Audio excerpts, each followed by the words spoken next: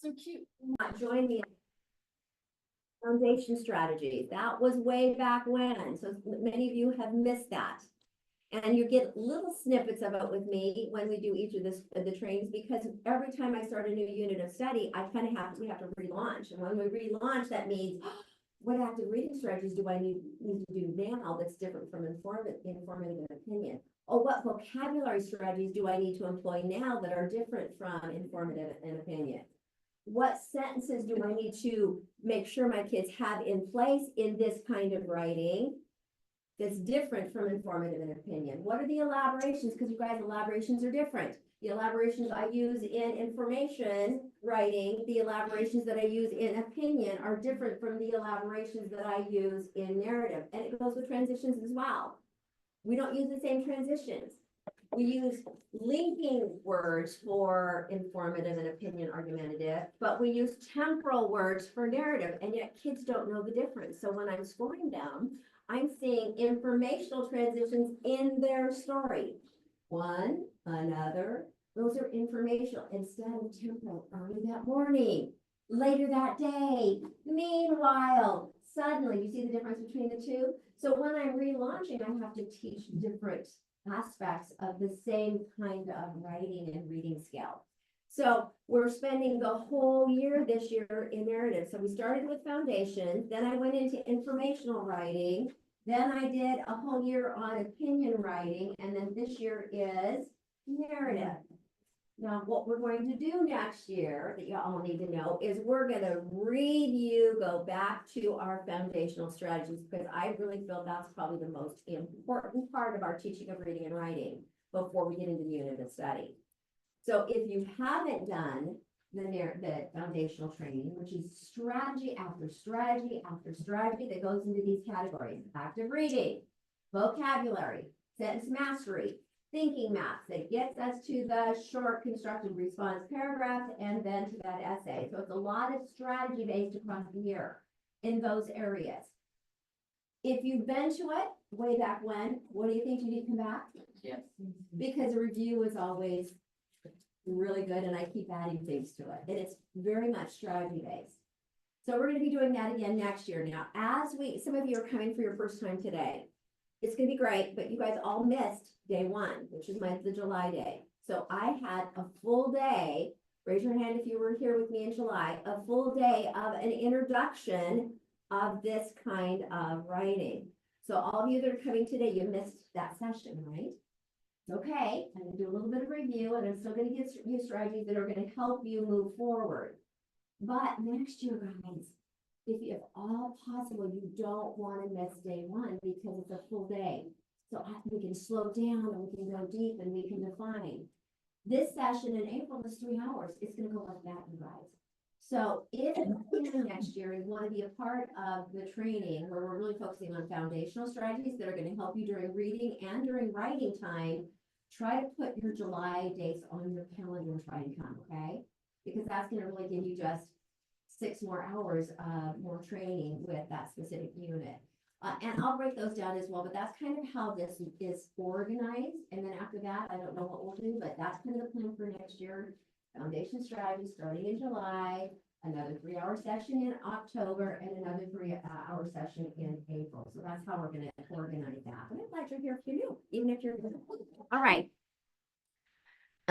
For some reason, I'm not sure why I'm still seeing.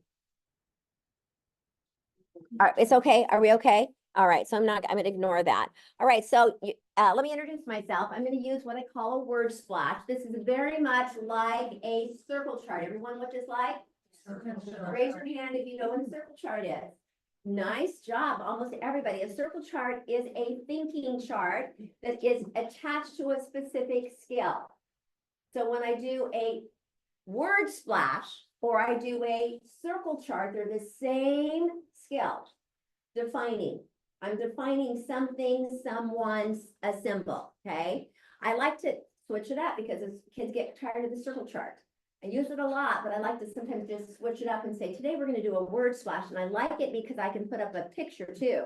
I don't have to just put up T equals Yolanda. I could say a picture of my family, or if you guys, if you're gonna introduce a unit on volcanoes or weather or whatever it is that you're introducing, sometimes I'll have a picture of something, and the reason I like a picture is because now students have to work on the scale of context clues, right? They have to look for the clues in the picture to get some information back. I'm gonna help them by saying what words come to mind. I'm gonna define Westerberg.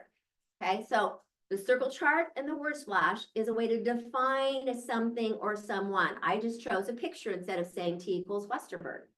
And then I'm gonna come around that circle and just come up with words that define me. So for example, 40 plus years in education, K-12, literacy specialist, an interventionist, a state scorer, an item writer. All the things that I've been doing the last 40 years have brought me to this point. Would never have even imagined 20 years that I would be speaking to you all.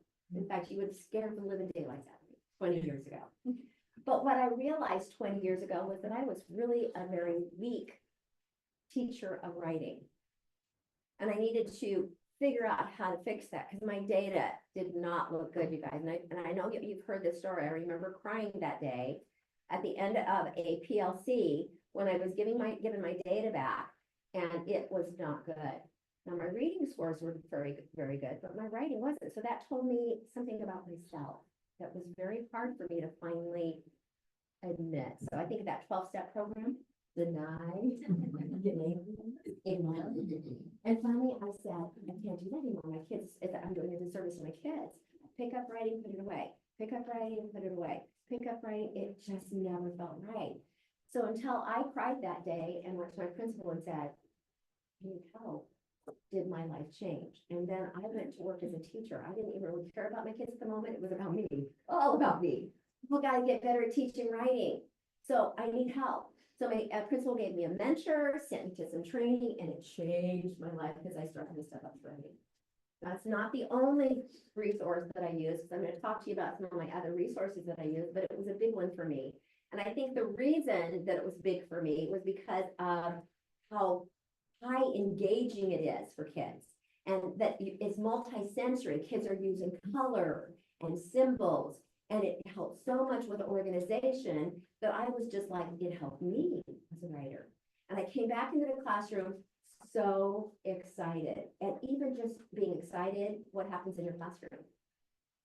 They are like, what are you so excited about? And they were with me, and we practiced it together, and they helped me, and it was like being a researcher for a year. And kids gave me feedback, and they told me, Westbrook, that was a bad job. And I go, I know, it's okay, I'm gonna try and fix it. But they did it with respect and love, because they knew I was working at something new that was difficult for me. Do we ever want to admit to our kids we don't know something? It's hard, isn't it, as a teacher to do that? Well, at least it was for me, maybe not you. But I finally had to say, hey guys, I'm working at this. Can you help me be a better teacher? Just saying that to my students was like, wow, yeah, they can help me. Can you do it respectfully? Can you help me? And can we work together this year to make instruction and writing better and more engaging? Oh my gosh, it just changed my life.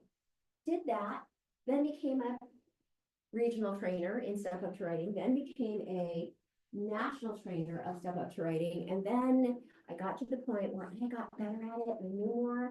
And I realized Step Up to Writing is not a program. It is a bank of strategies. So if you're using Step Up as a curriculum, it's not a curriculum. It's not like a page turner. It's this, I call it a necklace because it's this big, right? How many of you are familiar with it? It's a lot. And oftentimes Step Up gets a bad rap. It's because we have been trained deeply enough. It's not because Step Up is bad. I disagree with that. I can totally defend that. It's just that we don't get enough training on anything so that we can really know it. So think of all the core curriculums that you get one training on and how helpful that is. It's not helpful, right? So I went to work at using it, training it, but then I realized it is not a core, and I can't teach writing with just one resource. So I said, I can't do this anymore, because they didn't want me to bring up other resources. They just really wanted me to just train them.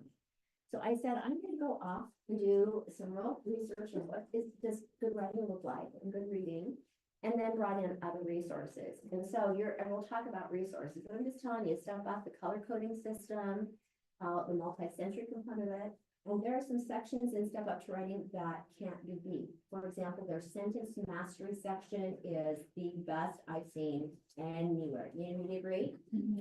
So even if you just pick up subject writing and you just do sentence mastery, that's a win. However, it's got a lot of different things. The first few chapters of subject writing is all about foundational skills. What do I do for vocabulary? How do I help my kids be effective readers? Those things. And then it has units of study that are helpful, but still it's not a do this first, do this second. It just gives you a whole plethora of activities.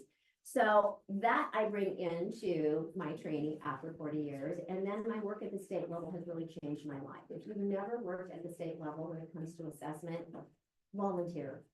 It was a life changer for me because then I understood the value of that assessment. If you don't know it, guess what we do? We poo-poo it. Horrible. Don't like it, too hard. My kids don't like it. That's me. And I'm going like, okay, I gotta figure out what it is about this assessment that we don't all like as teachers. It is difficult, isn't it? But it's benchmark. So if we have kids that aren't benchmark, it is a difficult task. So we have to figure out how to help our kids be successful on that state assessment. I'm going to ask you some questions. Do you know the questions that your state assessment asks? Yes or no? No. Good. So there's no. So right there, there's a flag, a red flag. If you don't know, how are you going to bring that into your classroom and help you? Because I don't want my kids to be fearful of that assessment. How many of you, if you know the questions, use those questions in your everyday teaching? I might know the questions, but you won't know how to use those questions and write those questions inside my curriculum. I'm going to use those questions, not my core curriculum. But those assessments are attached to standards, you guys. They're so good. But I didn't realize that until I went and practiced writing the questions, practiced scoring the questions, really figured out the why of the assessment, and into my classroom, and you guys, it changed not only my instruction, but my kids. And then we started to see an increase in scores in the spring when we did our kids the assessment. Now you're going to go narrative. They're not tested in your state. Narrative is not something that they're tested on. However, it's still a standard we need to teach, right? And do they have to read narratives on the computer adapted part of the test? Yes. And remember, literacy is reading and what? Writing, right? So we can't ignore narrative reading and narrative writing because they're going to have to read it on the computer adapted part of the test. They will not get that as a performance task. But nonetheless, it's still a standard we need to teach, and kids love it. However, we can't assign it. I just got a little text from my grandson. If you're with me, I told you, my grandson, who's an 8th grader and an honors kid, said, Mimi, I need help with this narrative prompt that my teacher assigned. I said, what is it? And I need to help you, but I'm teaching teachers right now. Can you do it at 10 o'clock tonight? The only time I have, it's due today. As we went through it, you guys, I said, do you know about transitional phrases? No. Do you know how to organize a narrative? No. Did your teacher help you with the elaborations that you're supposed to include in this narrative? No. You guys, you teach it. You can't just assign it. And yet, my 8th grade grandson, who was given a prompt, had no clue. So when he wrote it and sent it to me, and I spent a half an hour just editing it with him, as an 8th grader, he was doing a lot of dialogue that was, he said, she said, they said, I said. I was like, okay, well, let's fix that one. Organization, where's your climax? Oh, how did you end your story? He started his narrative like an introduction, like an informative. So again, you guys, this is just a point in that I have an 8th grader who all along has not been explicitly taught how to write a letter. And we're really good at saying write it, and our core is really good at doing that too as well. It'll say, assign a summary. Well, how do I teach a summary? Assign a compare. Well, how do I teach a compare? Write a story. Well, did I actually go through the process of teaching them how to do that? And you guys, all of writing starts with reading. We're doing a good job of that. So when you think of your reading and writing, are you connecting your reading and writing to whatever unit that you're doing? That's a good question. So I'm going to take a minute to think about what am I doing really well as a teacher and what am I struggling with? So take a minute to think about that. Normally I have you do a think, eat, pair, share before I do this, but for time, I want you to do a think and and English if you need it. But what are you doing a good job when it comes to literacy instruction, and what's one area that you know you need to improve on? Can I think for a minute? I always have to give think time. All right, turn time. What is it? What is it? You guys are talking about.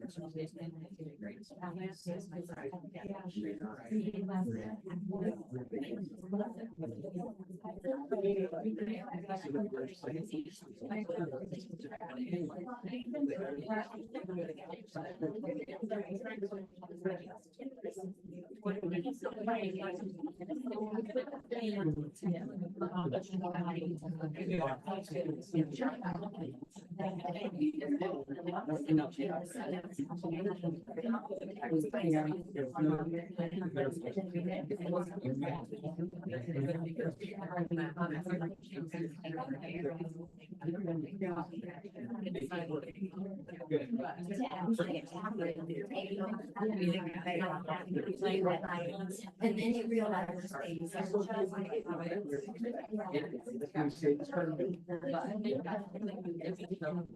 Okay, 3, 2, and 1. Hopefully today I'm going to give you some things to help you with instruction. Not only help you think about what does my instruction look like in my classroom, but what do my kids need when they're writing a narrative? Okay, and you guys do not start with writing a narrative too soon. In fact, I'm going to show you my year-long plan. My narrative writing doesn't go until the end of the year, because narrative writing is difficult. Even though it may not seem like it, it is very difficult for kids. Do you get stories that are like what I call a crazy cycle, or puke on paper? It's everywhere. Like here and then there, and then do you see this in their narrative writing, and then the end? And do they start their narrative with, I hope, I hope you like, hi, my name's Yolanda, I hope you like my story about, deep diving in the ocean, right? So it's because they don't know how to start their story, they don't know how to end their story, and they don't necessarily know how to organize their events with transitions and transitional phrases. So you guys, we got to go back and retell, stand on the shoulders of authors to help us be a better reader and a better writer. We got to slow the train down. We go way too fast. And I think even starting with narrative right now is too soon, because there's a lot of elements of fiction and developing characters and making sure our events are in the right order and making sure that we see the importance of dialogue. And dialogue isn't he said, she said a billion times. And in fact, I said, well, how many number of dialogues do you need to have at 8th grade? And he said 5. I'm like, okay, that's a lot. And so I said, count your dialogues. You have 5 in there, Baba? And he said, I have 5. I said, well, let's go look at them. And it was a lot of she said, he said, they said. I said, get rid of sad. Let's come up with some synonyms of sad. Let's replace sad, explained, extorted, other words other than sad. So there are even ways that we can help with revision to get them to to make that a little bit better. I said, you have to be describing someone. The direction said, describe your characters. I'm not sure you did that. I know that you went deep diving with your friends, but how old were you? What were your friends like? So I didn't get that. So then you had to go back and edit that. And you see how important it is? You didn't describe. That was one of the things on the criteria. You had to describe, you had to use dialogue. What about thoughts and feelings? Is there any thoughts and feelings in your little thing? Does it show you that you were excited about going deep diving? Were you afraid? When the oxygen started to run out, I had to know that you were afraid or that you were excited. Did you do that? So again, there's some little pieces that we need to make sure we're doing as teachers to help that narrative of the writing be much more exciting. And walk through that, making sure we have all those components. That's going to be really important. I'm really big on literacy, reading, writing, thinking, speaking, totally connected to SIOP, totally connected to state standards. Their anchor standards are every day in every lesson, your kids speaking, reading, writing, and listening in every lesson, every day. That's a thing to think about. In every lesson, I need to think. Are my kids speaking to one another? Turn and talk. Are they listening to one another? Turn and talk and listen. And does your listener have a job? Tell your partner, ask your partner a question. You can't just listen to listen, you have to have a job. So when your partners are sharing, you have, as a listener, have to say, I have to give them a job. Repeat what your partner said. Ask your partner a question. What do we want our kids to do when they're listening? And then thinking, do we give them time to think? Here's a great strategy, you guys. I want you to get rid of the strategy of think, pair, share. Get rid of that strategy and I want you to change it. To make them accountable for their thinking, this is what we want. We want them to think. I'm going to pose a question or a statement. They're going to think about that, and then they have to ink their thinking first. Okay, they cannot just pair and share. They have to ink it, put their thoughts on a sticky note, put their thoughts in a journal. Then once they've inked, then they pair and share. So it's called think, ink, pair, share. Okay, now tell your partner really quickly, why would you want them? What's the benefit of doing a think, ink, pair, share instead of a think, pair, share? Turn and talk. What's the value of that? I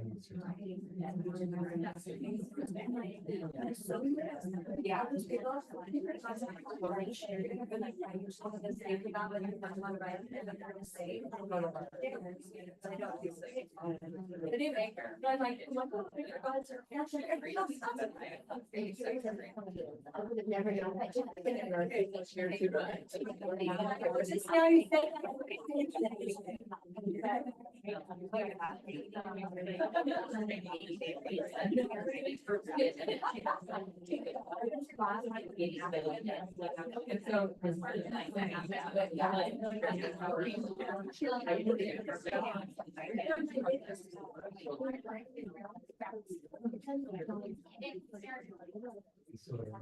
Okay, remember you guys, when we say we're having a class discussion, if I call on one or two people or two students, that is not a class discussion. We do that all the time, don't we? We just call on the kids that have their hands up who know the answer, let all the kids that do have their answer but don't want to share, and those kids who don't even know the answer.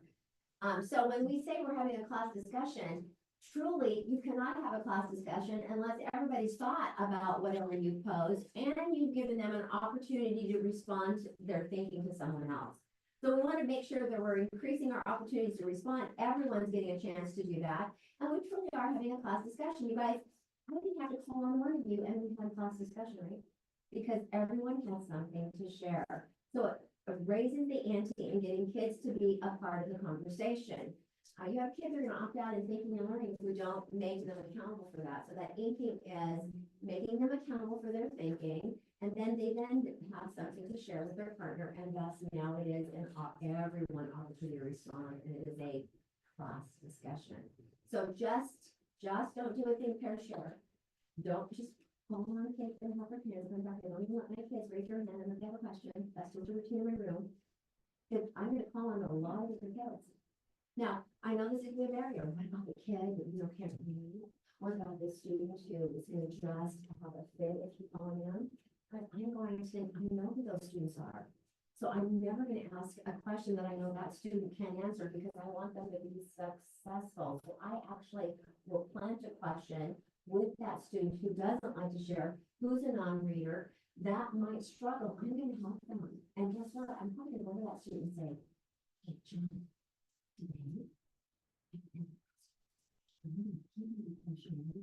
John, so I even help them so that I'm not cold calling on them. So that student who is fearful, who will come and fit if I call them, is going to be one of you guys successful. Nobody else will know that. So we can do some things to help those kids who can't, because I want them to know they're going to get called on. And they might get called twice, and you might not, but it's kind of that surprise. My favorites, ice cream, peanut butter parfaits, Dairy Queen. Every little town has a Dairy Queen. Have you noticed that if you travel? In Montana, it's like everywhere I go. Montana, in Oregon, there's a DQ everywhere, especially in the little community. So I always like to get my little PVP there. Tons of calories. I'm just telling you, not a good thing to have every day, though I love it every day. Almost 1,000 calories for a peanut butter Our baby buds. Yes, but so good. 6 grandkids from the age of 15 to 7. They're my center of my universe, and obviously you can see my picture. Now, based on my picture, what do you know about my family? Just based on what I said, let's do some inferring.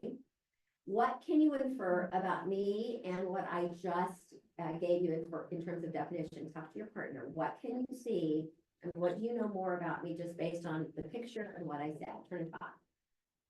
What do you know about me?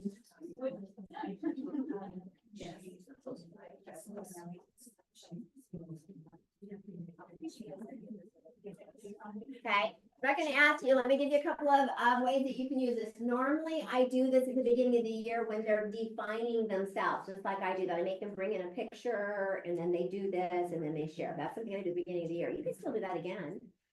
And have them tell you what they've learned so far this year, not on top of, you know, who they are.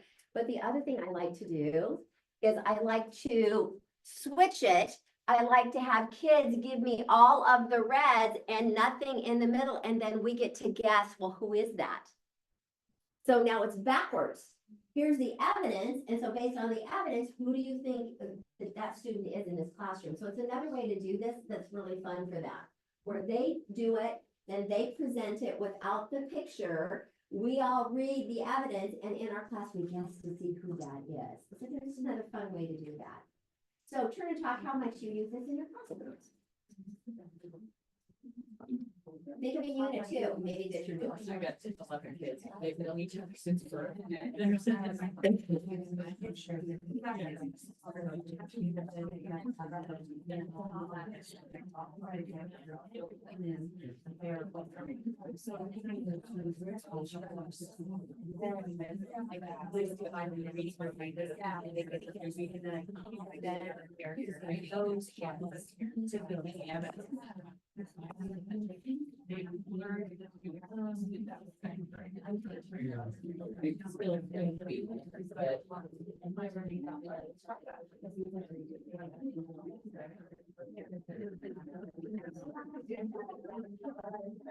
Jason, where's Jason at?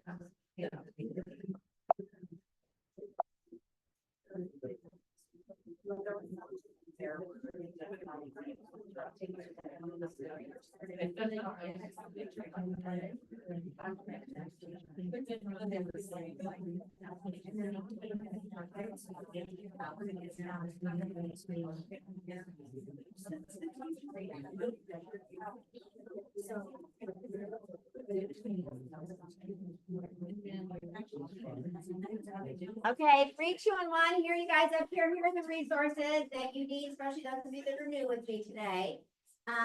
These are some of the resources that I use for writing. So the Talking, Drawing, Writing book is really good for K2, but by the way, you guys, I really like it for even upper grade, because it really is teaching kids to be oral storytellers and sketching or drawers and sketching. So that it's a real big kind of what we want at the lower grades, for kids to do a lot of sketching and labeling. But I think we forget about that skill for our older kids, and even at high school. Our kids, even at the high school level, are more apt to remember their picture than the words on the page. So getting our kids to do lots of sketching and labeling, K-12 is a really good strategy, but really important for those primary grades when you're teaching them how to be good readers and writers. They're just sketching their thinking and they're labeling their thinking. First of all, they're telling their story, then they're sketching and labeling, and then they're writing sentences, and they're writing paragraphs, and they're writing essays, right, in that order. But we want even our high schoolers to be sketching and labeling, because that their brain is going to remember those pictures more often than they are going to remember the words. And I think we get them to writing words way too what? Just in a classroom yesterday where the teacher was working on narrative writing, but I saw the planning, they were actually sketching their beginning, middle, and end on a template before they even were writing. So that's what we want them to be doing. It's a great book. I would even get it at the intermediate level. Write This Way from the Start by Kelly Boswell is another really good book, because it really is the first 15 days of the year. So if you don't have that book, it's a really good guide for the first 15 days of school to get kids up and running and going. I don't really use that at the beginning of the year because I like to start with my September start before I do that. But that's another good resource. Obviously, Step Up to Writing. Would not teach writing without it. It is a great bank of strategies. K-12. Story grammar marker, I showed you guys last time. It's a great, and again, I know you guys saw this, but I love it because it's another visual for kids. So, story grammar, it was really put together by a speech teacher. And then we had training on it, and then I trained my whole district with it, and I mean, it's like a visual. So beginning, middle, end, that's kind of the organization. So character, setting, kickoff, how did the character feel? And based on that character's feeling, what did the character do? Oh, then the middle of the story. These all represent an event. So I can go event 1, event 2, as I'm talking, event 3, event 4, event 5. Oh, there's another event, you see? And then the end, we tie it all up. How did it end? And how did the characters feel and what was the lesson learned? You see, this is just a great tool. This is the teacher one. I use it when I'm retelling the story. Where I'm asking kids, who is the character of our story today? What was the setting of our story today? I'm using it to help them with elements of fiction and the organization. They also have little ones that are exactly, that look like this, that are student ones. And I'm telling you guys, when my kids use these little ones, even my little first graders, when they're writing a story, they have this in their hand, this little one in their hand that looks like mine, and they're doing this. And they're writing. And their face, you can tell they're really thinking, oh, what was my problem? It's amazing. It's this tactile. Think about how well your kids, how many of your kids need that tactile piece. And it's visual. You guys, awesome. It's through mind wings and spendy, but worth it. However, don't tell them I told you. I have teachers who make them. The picture at night. Teachers are really creative and they make how helpful would this be for you to have to really reinforce narrative writing and reading and narrative writing for the class? Think it'd be a good tool? Really fun. And I used it to introduce myself last time, but it's another really good tool.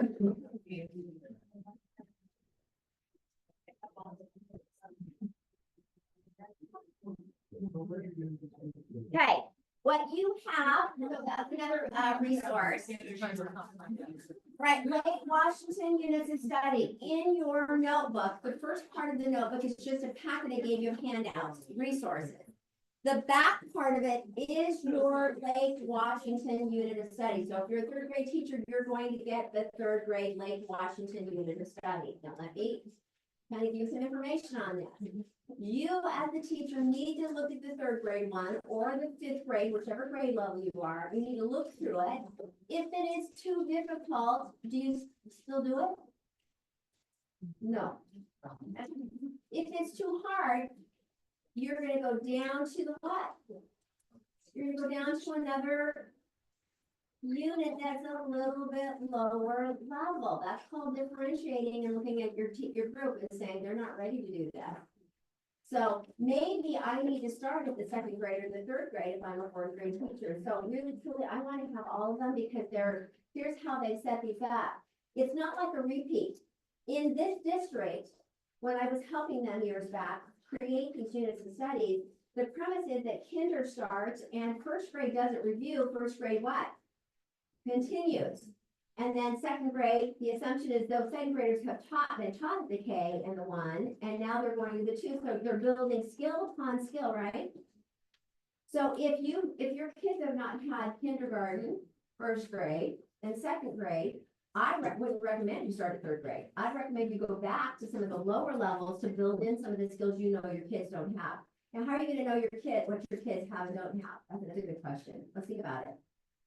I have fourth grade, and I'm not really sure where they're at. So turn talk, what are you going to do as a teacher? What are you going to do as a teacher?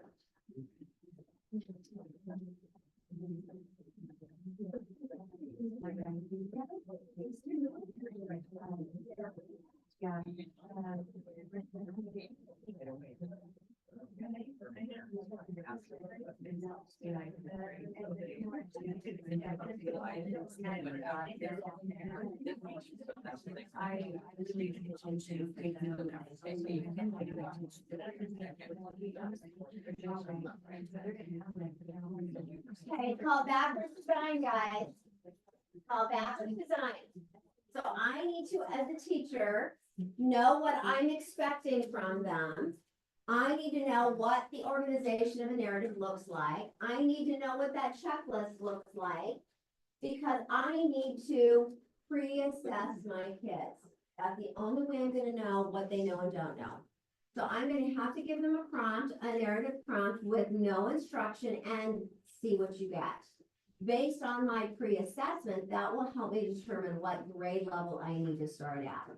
Now, if you, some of you don't have all those, so you're gonna need to go to the Malcure ESD website to get all the other units. They're in there. You're just gonna have to go get them and print them. We just gave you the one for your grade level, but based on your pre-assessment, you're gonna determine whether I start with that one or whether I need to get onto the Malcure website and pull out one of those other grade level units, okay? It's on the Malcure website under Yolanda writing, I think. We'll have Jason kind of tell you where that's at, but you're gonna need to go there to get those other units and study. In some of the units, you guys, my kindergarten one is like the best unit of all. But I have to kind of modify a little bit with my third graders, but that kindergarten one is like the foundation, the basics, and some of them are really, really good. So be thinking about that. You guys, building in pre-assessments is gonna be important, pre and post assessments. And again, that's something else that you guys are gonna have to talk to at your building level. Are we giving our kids pre-assessments and post-assessments to guide our instruction? And then you guys, picture books. Last night with the K2 group, I talked about how important it is that you have identified at your grade level about 5 to 10 picture books that you're going to use when you're teaching this unit of study. We'll talk about which are your favorites. Kids have to be able to retell a book before they can write. And then I don't ever have them go to write. I say, you're going to retell Dogzilla. And then your first narrative is gonna be book 2 of Dogzilla, but another adventure, right? So they don't have to start from scratch. They already have a lot of the background because they've already retold the story of Dogzilla. So when they write, they're gonna keep the characters the same, the minds, Dogzilla, all the soldiers, they're all gonna be the same, but the only thing that changes is the adventure and maybe the end of the story. So that's what we have to be thinking before we say, oh, make up a story. Because then it's like, for kids, it's like, what? That's so much. So really even that. So be thinking of what picture books are you using? I use one picture book a week to teach my kids. So I teach one picture book a week during my writing time before they ever start writing. So your writing time is going to feel a little bit like reading.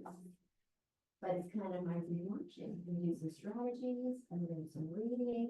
And then once we practice that, we go in and writing. So that's another idea or a new thought for you guys to do. So those are our resources. If you need more, you can always email me. Okay, learner objective.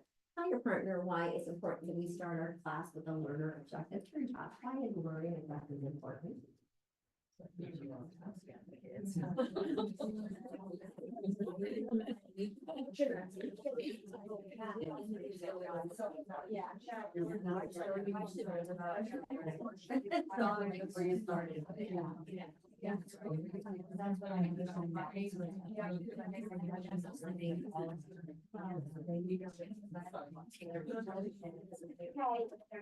One of the things that I'm noticing when I'm going into classrooms that you all know the learning objective, but your kids may not know the learning objective. So I know you guys know it, but really the learning objective isn't really for you. It's really for who?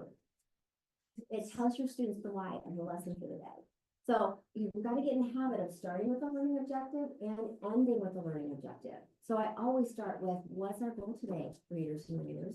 That's the first thing I'm going to start every lesson with. And we all know the importance of a learning objective, and we've all taught that. I had the gal that's older than dirt like me, way back when. You probably would recognize the name on some of the, the ones that were helping us with instructional framework and good parts of the lesson. In every instructional framework, bell-to-bell instruction, we should always start with the what? And should be posted? Why? So kids can, it's a roadmap for kids, and it keeps me accountable. So here's an example. I know most of you probably do I can statements, and that's okay at the elementary level. I like I can statements, but I'm gonna kind of make you think about something else here. I want you to think about the fact that in an I can statement that you just buy from Teacher Pay Teacher and some teacher store, it's very generic and it really covers the standard. That's not really helpful for kids. What I want is for them to know what the skill and the strategy they're gonna be working on for the week. So you guys write this. Learner objective, skill, and strategy are the two things that have to be inside your learning objective, because I want my kids to be able to tell me, we're working on writing a story today, and we're gonna use a BME. There's the skill, and there's the strategy. That's what I want my kids to be able to tell me, or you, or an administrator, or anyone. I don't want them to tell me that they played a game when I ask them what they did today. That's the activity. You read a book, that's the activity. You watched a movie, that's an activity. I want them to be able to tell me what's the skill, writing, and what strategy do we work on for that. That's really what I want. So today I'm going to show you, I'm going to do something with the T-star dash, so it really is connected to Step Up to Writing and the color coding and the symbols. So my topic is what's our concept, our topic for the day? Well, we're working on what, everyone? Narrative writing. I'm doing this just with kids. Okay. Some skills we're going to work on today, and usually for you guys, those are the verbs in your standard. ING is the verbs. It's the writing, the thinking. Those are the skills. So we're going to work on the skills of identifying what is important in narrative writing. We're going to define narrative writing today. We're going to do some exploring and some strategies in narrative writing, and we're going to do some practicing of narrative writing. Those are our skills. What strategies are we going to use? A plethora today. I only with kids will give one. Like we're going to use a thinking chart today. For example, you're going to know how to do a bubble chart today to teach characterization, is to teach characters. And what's my activity? We're going to watch a video. We're going to read some picture books. You see that this is what I want my kids to see. So let's talk about this. T equals topic or concept. Star is skills. Dash is strategies, the dot is the activity. And usually this can stay up for a long time. The only thing that might change is the activity. Because one day we might do some starting, one day we might watch a video, one day we might read a little story. Turn and talk about what your practices are with learner objective. And just by the way, here's how simple this is. Yeah, and in terms of bell-to-bell instruction, you start with the learner objective. And then what do you think you're gonna do at the end before they line up or you go on to something else? What do you think they're gonna do at the end? They're gonna review it. And I'm gonna quickly say, hey, did we hit our target today? Simple. Start with the learning objective, end with the learning objective, and make sure it's posted. Turn and talk what you need to do differently in your room when it comes to learning objective or learning objective. Turn and talk about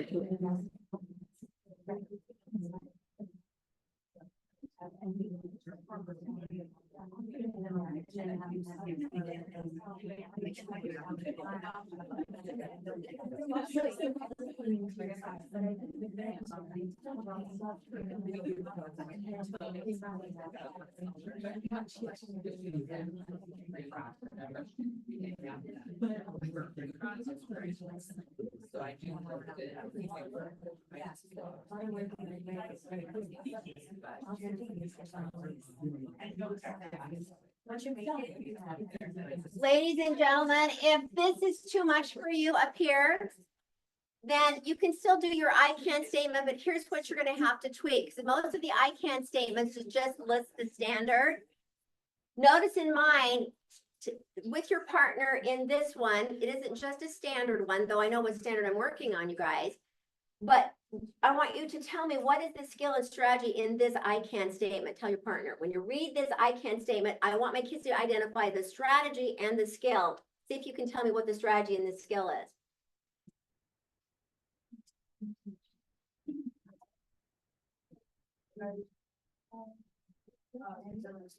Okay, what's the skill? What are we doing? ING. We're planning.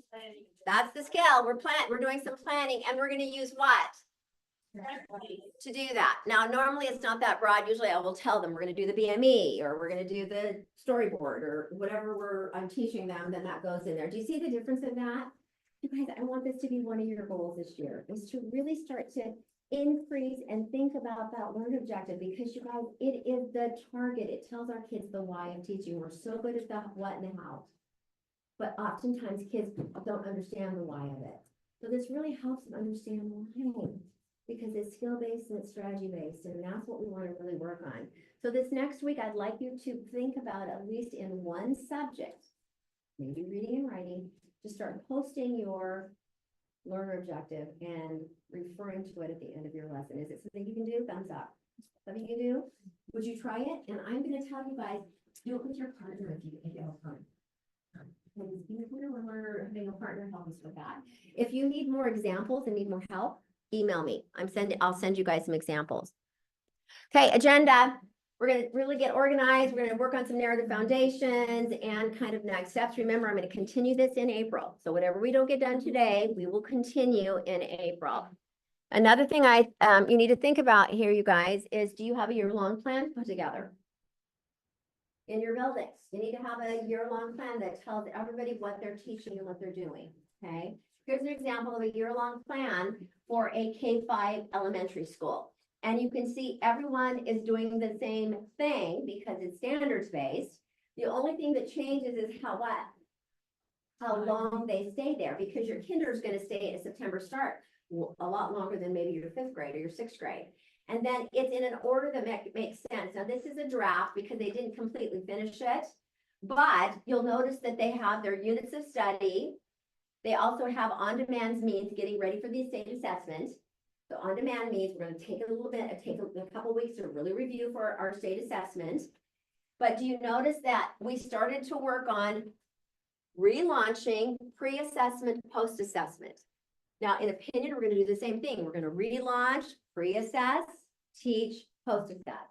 And then we're going to get to narrative. We're going to pre-assess, teach, post-assess. This is something that's really helpful for a horizontal and vertical alignment. All right, what would be the benefit of this for your building? We're going to talk real quick. To have something developed where we're all speaking the same language and all kind of doing the same thing. Turn to talk. What would be the benefit?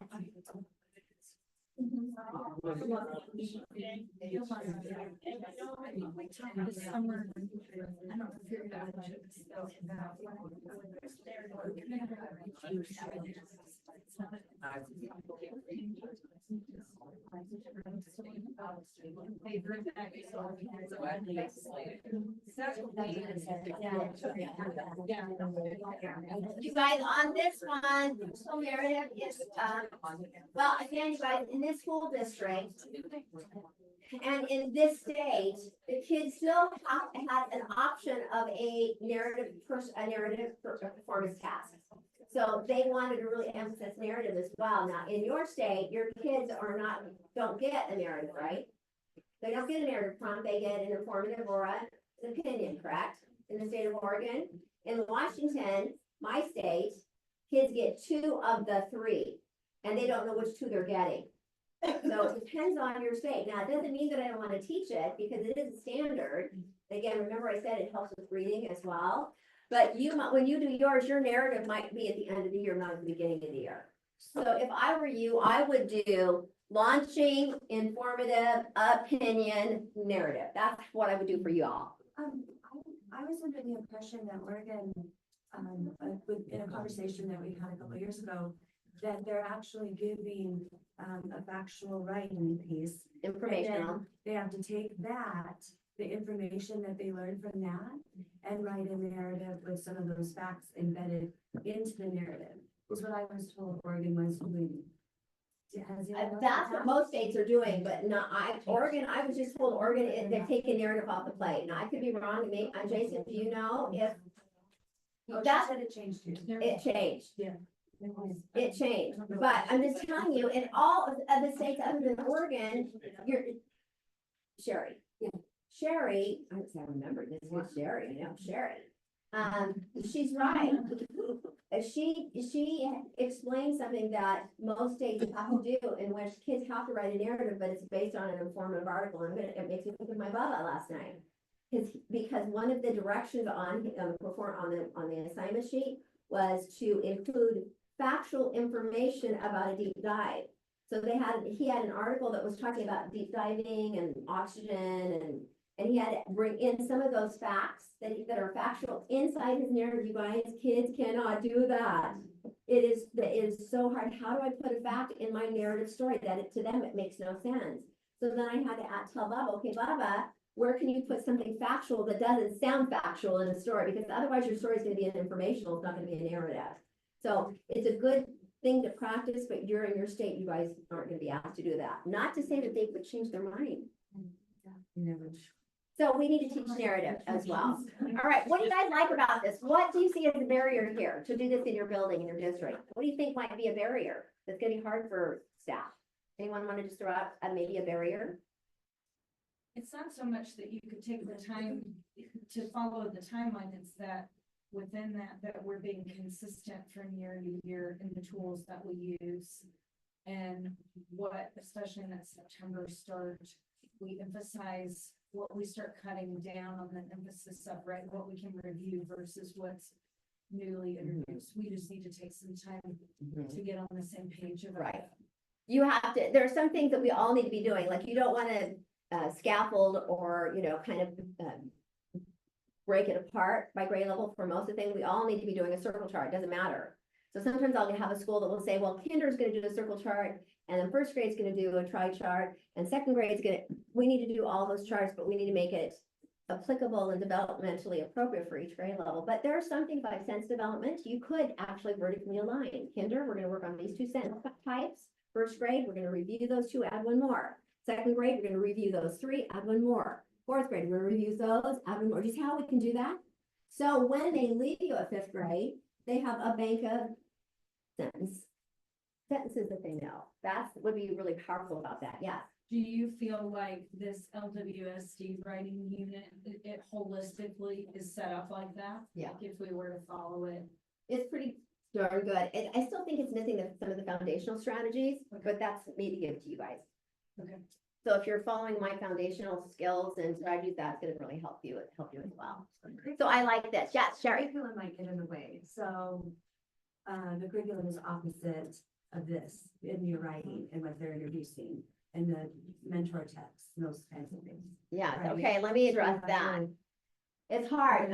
In fact, in your district, Sherry, I know that at first grade, you're having your first grade is based on your core curriculum. Your core reading curriculum is asking, and I could be wrong, or at one grade level, is asking them to start with an opinion. You guys, I would never start with an opinion with my kiddos, ever. So sometimes I wonder what they're thinking is when they just throw some things in your reading curriculum and have you do it. To me, it's never long enough. Do you agree or disagree? So snap if you agree with me. That's another way for all to respond. You're gonna snap. Let's everybody snap. Ready? Okay, so if you agree with me, I'm going to snap. Okay, and I'll hear whether you agree or not. Do you agree that your core curriculum is not helpful when it comes to writing? Snap. Okay. Is it in the right order? Yes or no? Yes, it's in the right order. Is it in the wrong order oftentimes? Not enough time for any unit of study. Goes back and forth. Do a narrative, do a summary, do this, do that, do that. Oh, right.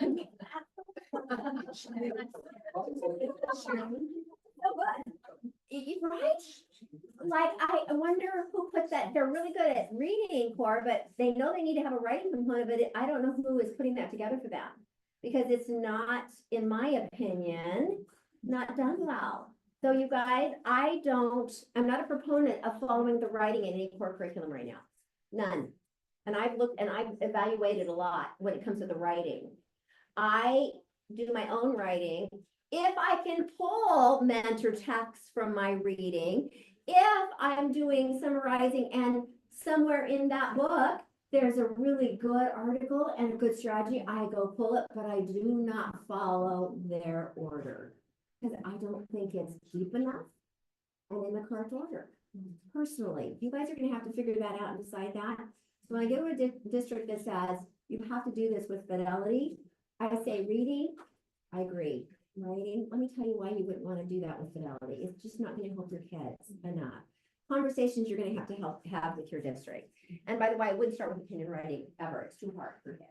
For students that need additional intervention in the writing component, does that happen within the time frame of that particular genre so that you don't delay the next opportunity for the next, Yes, beautiful. It's exactly right. You want to make sure you guys, my intervention has to be aligned with this, whether it's reading or writing. It does not help my kids for them in their intervention to be doing something different than I'm doing in the classroom. So for me as a teacher, I do not like to give my kids up because oftentimes they're going to another classroom, getting something different, and they're not getting what I need. So I really believe my kids sometimes need some different things, but more than not, my kids need just more hits at what I'm doing. So if I can get my intervention to align with me or with our building, you're going to find that those kids that go there are hearing me getting to be a part of my classroom, but then they're getting an extra hit that I can't give them in the classroom. So that's why I would say it needs to be aligned. If we're all working on informative reading and writing, then that's what intervention needs to do. They're just going to go at a slower pace, break it down a little bit differently, but still staying on the same kind of writing so those kids don't feel like they're losing out. That would be my recommendation. Does it take some serious planning to do that? And does it mean we all need to be trained? Right? Because they're not going to know what to do unless they know what to do. And we're doing. So that's going to be really important. But that was a great question. Any thoughts on that? no, just tons of, we're building the process Yes, yeah. and there's so many opportunities going a lot of different directions. Right. And I, as a leader of my building, want to help direct that, but make sure it's going in the right direction so that we don't end up having to backtrack. Right. Or, you know, there's a couple of things I want to hit the reset button on Yeah, right now, right. because the year's got going. I'm like, boy, in the summertime, that looked like a good idea. And now it's not. Yeah, And yeah. So this is really important to me because I want unity in the building for the teachers, resources and community. But at the same time, give autonomy to let it happen Yeah. in the classroom with the core and with the step up combined, so that we can find things that work, because we're all trying to make it. So smart. Do you agree with him? No. What do you have to do when you agree? Yeah, you have to. You guys, this is an opportunity to respond. My kids do this as well. So I say, if you hear something really good, I want you to snap. Everyone, if you like it, I mean, snapping is good because now it's an everyone opportunity to respond. When kids snap, and my little first graders are good snappers. Now I have to help them and prompt them, but they're good at snapping. And I say, everybody, let's celebrate Sherry. Everybody, fingers up, give me 3 snaps. Woo! We're all responding. And how does Sherry feel? Yeah, teachers, administrator, leader of the building. He's exactly right? We need someone to help us kind of organize us so that we are using our resources better, that we have what I call commons in place. Think about commons. Common expectations, common language, common strategies, a lot of common. You guys know high expectations is really a tough one. If we don't all play by the same game, especially when it comes to high expectations, we pit teacher against teacher. And my kids, my older kids know I'm the mean teacher, not because I'm mean, but because I have, my bar is what? Mr. Hildel, on the other hand, gets away and they'll say, I love Mr. Hildel because he doesn't make us do 2 column notes. You see? Difference in expectations. We're pitting teacher against teacher because kids are pretty smart. They don't want me because they know they're going to have to work hard for me. They do because they love me, but some of them don't. In fact, I had a parent who wanted their student out of my classroom, and I like died. It was the first time that had ever happened. And the principal came down and got me and said, Yolanda, I just have to tell you, it's a phone call and a parent who wants to pull their student out of the room. They're like, what? No. And that was another cry moment. I'm a crier. Another cry moment. And she said, well, listen to why. And I said, well, why? She goes, because your bar is too high for that student. She wants to put him in another classroom where the expectations are inside. And he's just always a smart kid. I went, okay, here you go. You won't survive in my room because I'm going to make them be big thinkers and writers and readers. And I expect my bar is here. But you see what happens when we lower our bar? The teacher that he goes to, right? Well, she actually listed the teacher that she wanted. Now, here's what happened. We had a conversation. I got to keep him, and it ended up working out okay. But you guys, it was devastating because her reason was because I expected too much from that student. So then the next teacher. Yeah. Yeah, I don't expect This much. kid's gonna have a problem the next year as well. All right, good job. All right, so how do we reach every child? You guys, here's another thing to think about in your classroom. And I know we're not getting the narrative, but I think this is really important as our foundations. I want you to think of what commons need to be in place. Yes or no? I want you to give me a snap if it's yes in your building. Be silent if it's not. Common language. Do we all say the same thing for things? Either a snap or not? No, the snap means you're there. The snap means you've arrived for the most part. Because, I'll go into a building and it's amazing how everybody, I might have 5 different teachers calling a topic sentence something different or elaboration something different. That isn't helpful for kids. So we really have to kind of clean up what we're calling things so that kids aren't confused when they go from grade level to grade level. So common language is really important.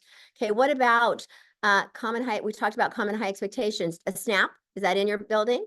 Oh, not very loud. Are we all expecting the same thing? Now here, you guys, this helps. If you have a year-long plan, you're on the road. It makes me think of, someone that I just listened to, I love, and she goes, you're on the road. If you're starting the process, you're on the road. You're going in the right direction. Having a year-long plan is really going to help your high expectations. But inside that high expectations, you have to have a roadmap. Okay, that's going to be important.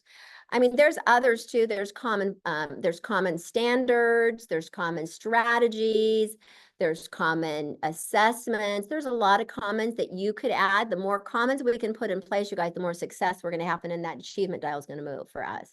Really important to have commons. Is that an area that you need to work on as a building? We cannot.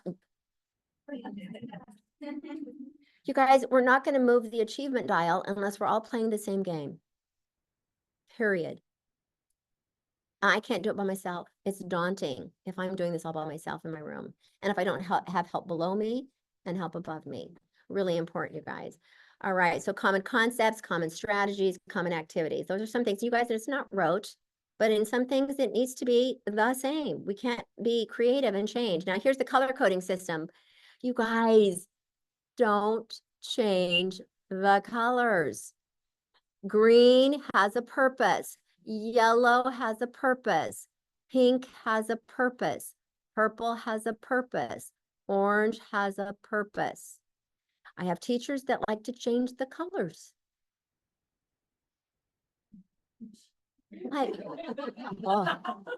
It disgusts me too, Sherry. I'm sorry.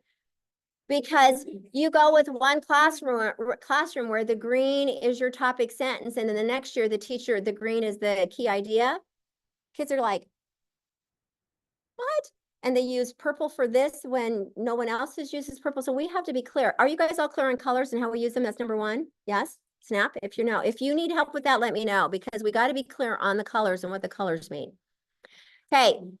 In your notebook, you're going to have what we call tree charts. Now, this is what I like about this, because this tree chart, I think, is in, let's look in your notebook for a second. See if you guys can find a tree chart. It's the first section of your notebook. See if you can find a chart.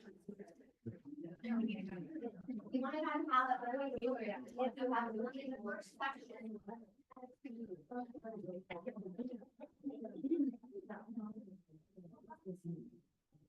There it is. Okay, page 3 and 4.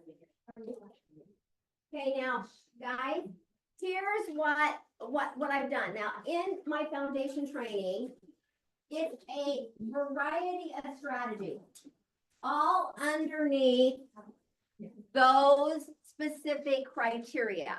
Okay, so this is called a tree chart. What's this called, everyone? Your kids need to do a tree chart, because this is step 2 in the writing process, by the way, where they're organizing their thinking. So a tree chart is really an important chart for planning, not for narrative, but for informative and opinion. In terms of skills, when I launch and relaunch, meaning I have to give my kids some strategies that they're going to need when they actually go to writing. I've actually said with active reading, when it's narrative, these are the strategies I want to focus on. So let's look at them. I need to teach my kids how to annotate narrative text. What's that look like? I'm going to need to have them take some notes. What does that look like? Using the BME. I'm going to make sure that I'm doing a text feature walk so that they know how are text features different in a narrative versus how are text features different in an informative. They're different. Yeah. Can I clarify, BME, does that stand for beginning, middle, end? BME stands for beginning, middle, and end. And then can they retell? Because if they can't retell, you guys, everybody, would you kind of circle the retell? Number 1 goal for you. Your kids have to be able to retell a story. If they cannot retell a story, they will not be able to write a story with all the important elements. Okay? So I start with the retell. Even with my 5th graders, can you retell the story? So you know how that author has organized their writing. Okay? Those are ones. All right, turn and talk vocab. Stay in that first arm under active reading. Tell your partner, what is it that you kind of focus on right now? And what's something you don't focus on? Turn and talk. What do you focus on? What do you don't focus on? Active reading. I know.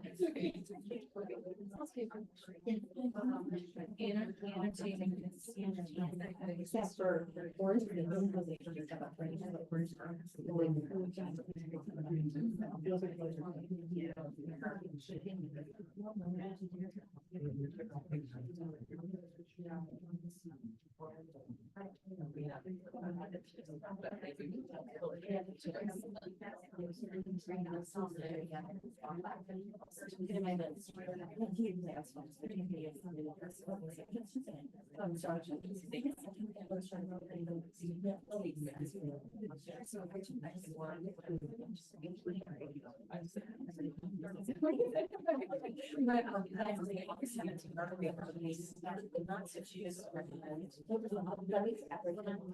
Okay, thank you. You're welcome. All right, guys, 3, 2, and 1. This is really a good, you guys, I use this as my guide. So in narrative writing, I actually take this chart, by the way, and I stick it in a page protector, and it's on my desk. So I know when I'm launching writing, I have to hit these strategies, because all of these strategies are going to help them be better narrative writers. So I actually put this on my desk. You guys make a note. If this stays in your binder, are you going to refer to it in your busy day? No. You need to have it on your desk so you know what you need to focus on when it comes to active reading, vocabulary, charts, sentence mastery, to get them to get to here. So you guys, it's pretty sequential. I'm going to start over there. And I'm going to make sure my kids can annotate, make sure my kids can take notes, make sure they know what vocabulary they need to do, make sure that they know which chart they need, make sure that I'm teaching sentences so that they can do what? Narrative writing. So a whole different way of organizing your thinking and your reading and your writing. I'm going to ask you right now, we haven't done a lot, hopefully today we're going to work on some sentences. I want you guys in your lesson plan to spend 1 day a week working on sentence mastery. I'm giving you some lesson planning here. 1 day a week during your writing time, you are only going to focus on sentence styling, because it's the problem that our kids have all the way through high school. They do not know how to write sentences, you guys. Why? It's not because they don't want to and they're little stinkers, it's because we're not explicitly teaching it. So I'm going to recommend you have 1 day a week that you work on sentence development. Okay? How to write a 3-part sentence, how to write a because sentence, how to write a but sentence, how to write a however sentence, how to write a so sentence, how to write an IVF sentence. Step Up is the best resource for that, guys. I'm just telling you. Plus, I have a lot of examples in your foundation notebook, which you don't have, by the way, but that's good. Does that make sense? keep this out. Now, my job is to help you highlight these as we go. So when I teach it, I'm gonna say, highlight that, you know how to do that. Oh, we're gonna do that, highlight that, we're gonna do that. These are all of the skills. Dashes are the skills, the dots are the strategies, okay, guys? So conventions is a skill, grammar is a skill, sense variety is a skill. These are the strategies, okay? So just know the dashes are the skills. Now, many of you are gonna go, they're conventions. In fact, I had a group yesterday actually give me a whole list, or the day before, I'm sorry, not yesterday, the day before, but I was in the brand. It was a group of teachers I was working with in the brand. And I had them on sticky notes tell me what kids were struggling with in writing. And then we did a tree chart. So we organized, by a tree chart, what the skills that their kids were. And this is now 6th, 7th, and 8th grade. So a little bit about some of you. The biggest concern they had was what? That about conventions. So that handout that we've been giving them every day or once a week, not happening. My mentor told me that. Yolanda, why are you spending time doing that? Are they able to apply that in their writing? I said, no. Why are you doing that? I'm just doing that. Okay. What do I do? Okay. So we figured out how to do this in a much better way. So you guys, I don't give my kids a conventions handout. I don't give my kids a grammar handout. I work on a sentence, and within that one sentence, we focus on what? Conventions and grammar. It's in one sentence. Now I see it as a transference of skills in the writing. So you guys, I don't have a separate time for grammar. My conventions work and my grammar work is on that day that I'm teaching them how to write a what? A sentence. All right, turn talk, can you do that? One day a week. And what would cause you not to do it? Fire partner, what would cause you not to do it? Yeah. For sure.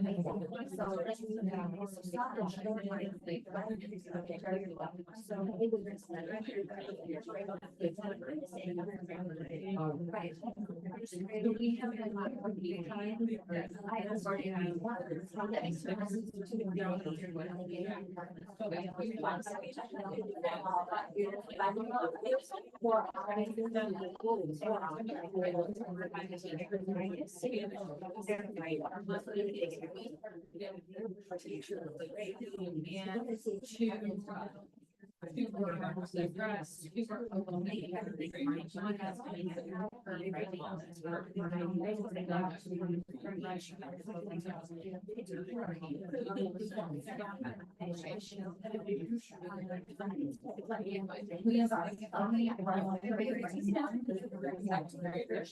No, I can't go back and teach others to do it.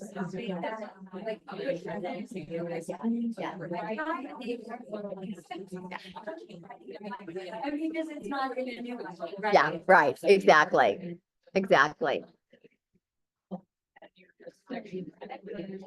Okay, 3, 2, and 1. Lots of things to think about. Let's keep moving, you guys. I need you for a month. I need you all day long. It's 2-hour slot is not enough, and I talk fast, I know. But let's keep moving because I want to get to some strategies with you. All right, so let's look at this. This is a checklist for you as a teacher. Checklist.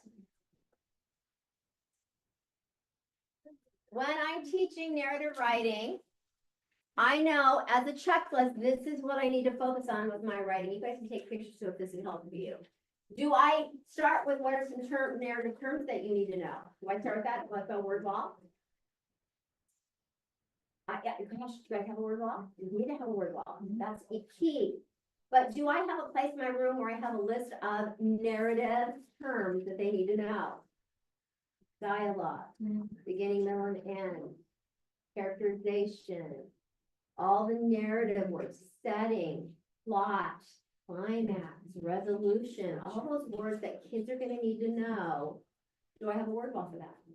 Do I start by showing them the structure of a narrative? Beginning, middle, end, and what's in all of those parts? Do I have it done now? Or need to? Do I teach them how to pre-write or how to map their story before they ever write? Do I teach them how to quick sketch when they're doing that? Do I focus on how to get kids to start a story? Because if you don't, you guys, guess what? They're gonna go, hi, my name is Yolanda, and I'm gonna write a story about deep diving. Instead of, if I know how a story, if I know the elements of a story, you guys, I'm gonna use my elements to start with. In the forest, there lived three bears. That's a good story. Where I started with a when. You guys are, I started with if where.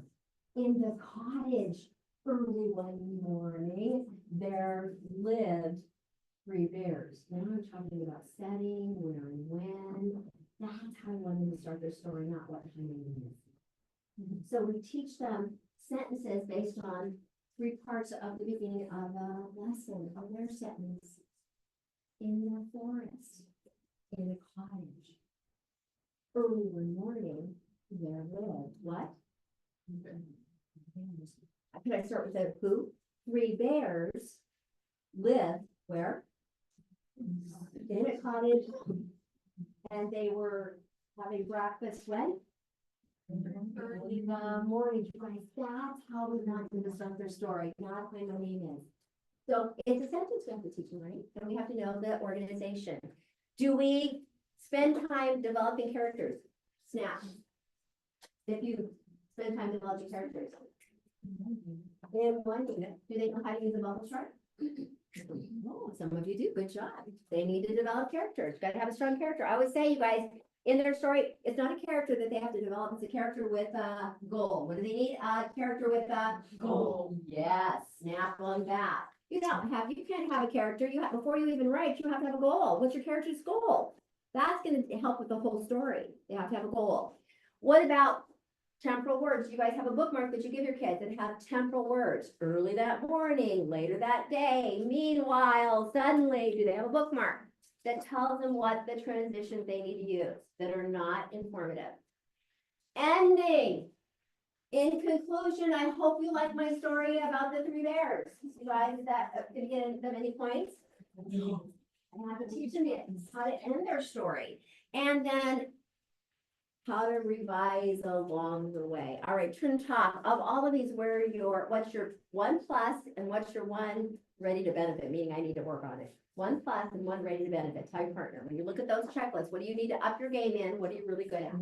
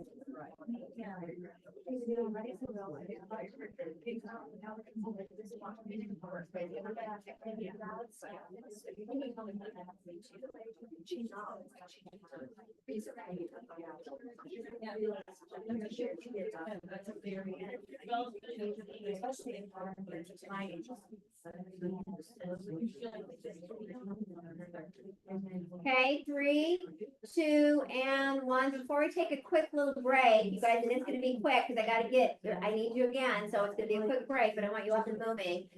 When we talk about structure, do you take the time to help your kids see the structure that's different? So look up here. I want my kids to know they're all right, but they play by different rules. They're a different game. So I want to make sure that my kids know that even the language I use in the writing is different. And I'm telling you guys, even teachers are calling these different things. And even in directions that I see that are published, in fact, even in Bubba's, it was using, it said introduction and conclusion in the story. You guys, a story does not have an introduction and a conclusion. And yet that's what the direction said. Make sure your story has an introduction and has a conclusion. Going, no. That's not narrative. That's not narrative. Narrative has a what? Beginning. We don't say that a story has an introduction. It doesn't, right? So we want to make sure we're using the same language. You guys, informative and opinion is the same. An opinion has an introduction, an explanatory has an introduction. And an introduction, a body, they all have yellow and red for their body paragraphs, and they all have a conclusion. right? Stick with the purple for the, narrative. Purple, the color purple we use for narrative. But you do use it. I use narrative. I'm purple. Purple. Yeah, purple is narrative.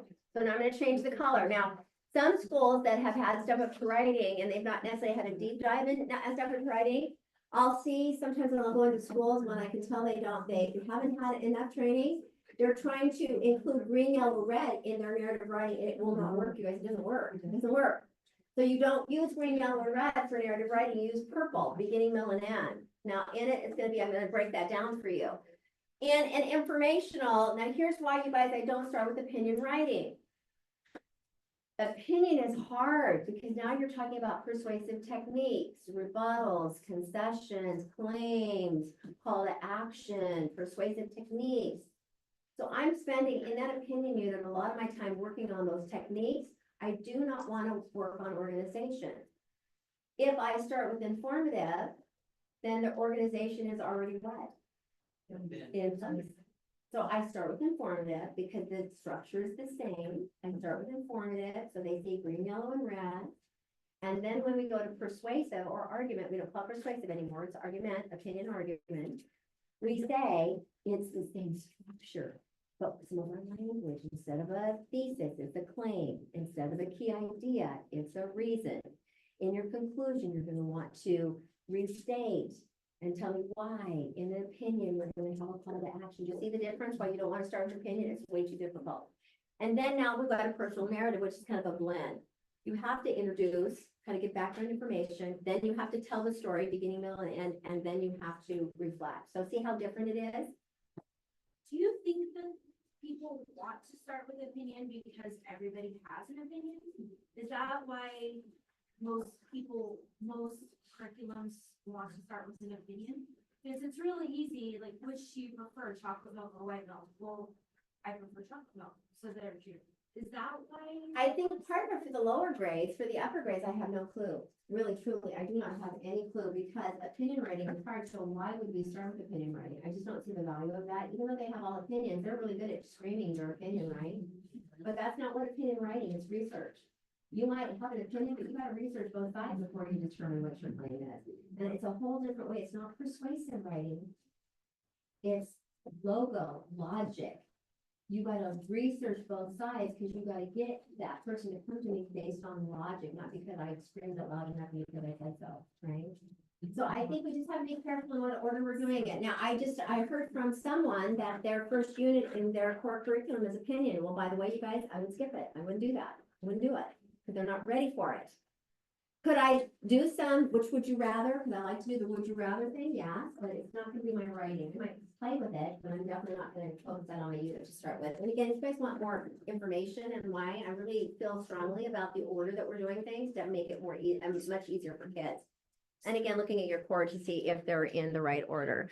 All right, so guess what we're gonna do? We're gonna come back, we're gonna take some notes. We wanna make sure we're clear on the structure of a narrative. And if you guys don't have that, you can't go forward. You're gonna get up and take a quick whip down the hallway, back, up, top, good, 10 minutes, quickly though. Go and come back. Kids about, I'm going, okay, who are our characters with a goal? Where were they at, the where and the when? And there was a problem. Okay, what was the problem or what happened? What was the kickoff? And because of the kickoff, well, how were the characters feeling? And then you want them to list. They were feeling really sad. They were feeling really anxious. Papa Bear was very grumpy because the porridge was what? It was too hot, right? It was too hot. So he was very grumpy. Mama Bear had a whole different feeling. She was like disgusted with herself because normally she makes a good breakfast and that morning it just didn't go well, right? So feelings, they got to identify the feelings. And so based on the kickoff and the feelings, the characters have to make a plan. And I use this like they're going to stop and make a plan, right? I put the hand there. Here's my symbols. Now, I want you to know something that's really important. I didn't realize this until I was sitting in a session with Timothy Shanahan. If you know him, he's the big guru. He's big on reading and disciplinary literacy, and he was the originator of the state standards, and he's like a big dog. in the world of education. And he was in a session and he was watching me. Oh my gosh, talk about being nervous, Sherry. I get you, because he was watching me. And we're talking somebody who's just could wipe the floor with me, and I'm like nervous. And I, at the end, went to the table and said, hey, can you give me some feedback? And he said, it was all really good, but he says, I have a hint for you. And I'm thinking, oh, this is so good. He said, if you connect 3, 4, and 5, that's what he said. That's called an internal triangle. And if kids can give you the 3, 4, and 5, that's the main idea of the story. I went, what? Oh, it's so cool. I love it. I'm still a learner, you guys. So this is what I call that internal triangle. And if kids know 3, 4, and 5, that's really what the story is mostly about. That's the main idea. That's what the story is mostly about. So I love it. So it's another little hint that they gave me that I'm giving you. So if kids can give me 3, 4, and 5, that's the main idea. Love it. Make a note of that. Okay, everybody turn and talk. What's new to the beginning of a story for you? Or not? When you look at the components in the beginning of a story, turn and talk. What's new to you when you're thinking of those 5 things?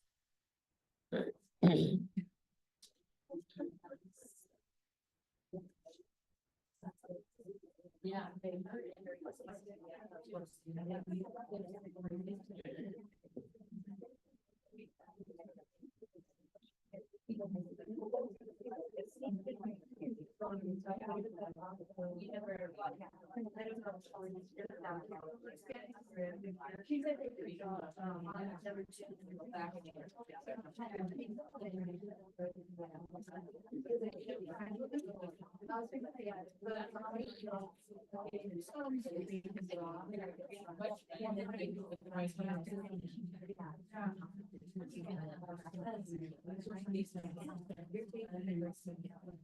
Okay, you guys, aha. This is not only reading comprehension, but it's organization of a narrative piece of writing. Should we really make sure we're focusing on this? And then when my kids are retelling a story and they're retelling, I'm making a mark. Oh, they hit the character. Oh, they missed the setting. Oh, they missed the kick up. Oh, they gave me a feeling. Oh, they have a plan. You guys, they're going to miss a lot of these until I actually teach it, but this becomes my checklist when they're verbally doing a retell on a story, right? So it's really good as a way to help you track what kids can do in terms of retelling a story. All right. So fun, isn't it? And sketching along the way, high energy. All right, let's go to the middle. Okay, now I call the middle, you guys are used to calling them events, but I'm going to change the word a bit because I think events is too fluffy. And the events that they do tend to sometimes go off topic, but snap if you agree. They go off topic. They give me too many. So I'm not calling them events. I'm calling them the action or the attempts the characters did, because these actions have to be connected to the beginning of the story. And I'm telling you guys, my kids will start their story about a dog and eventually they're writing about their cat. They go off topic, don't they?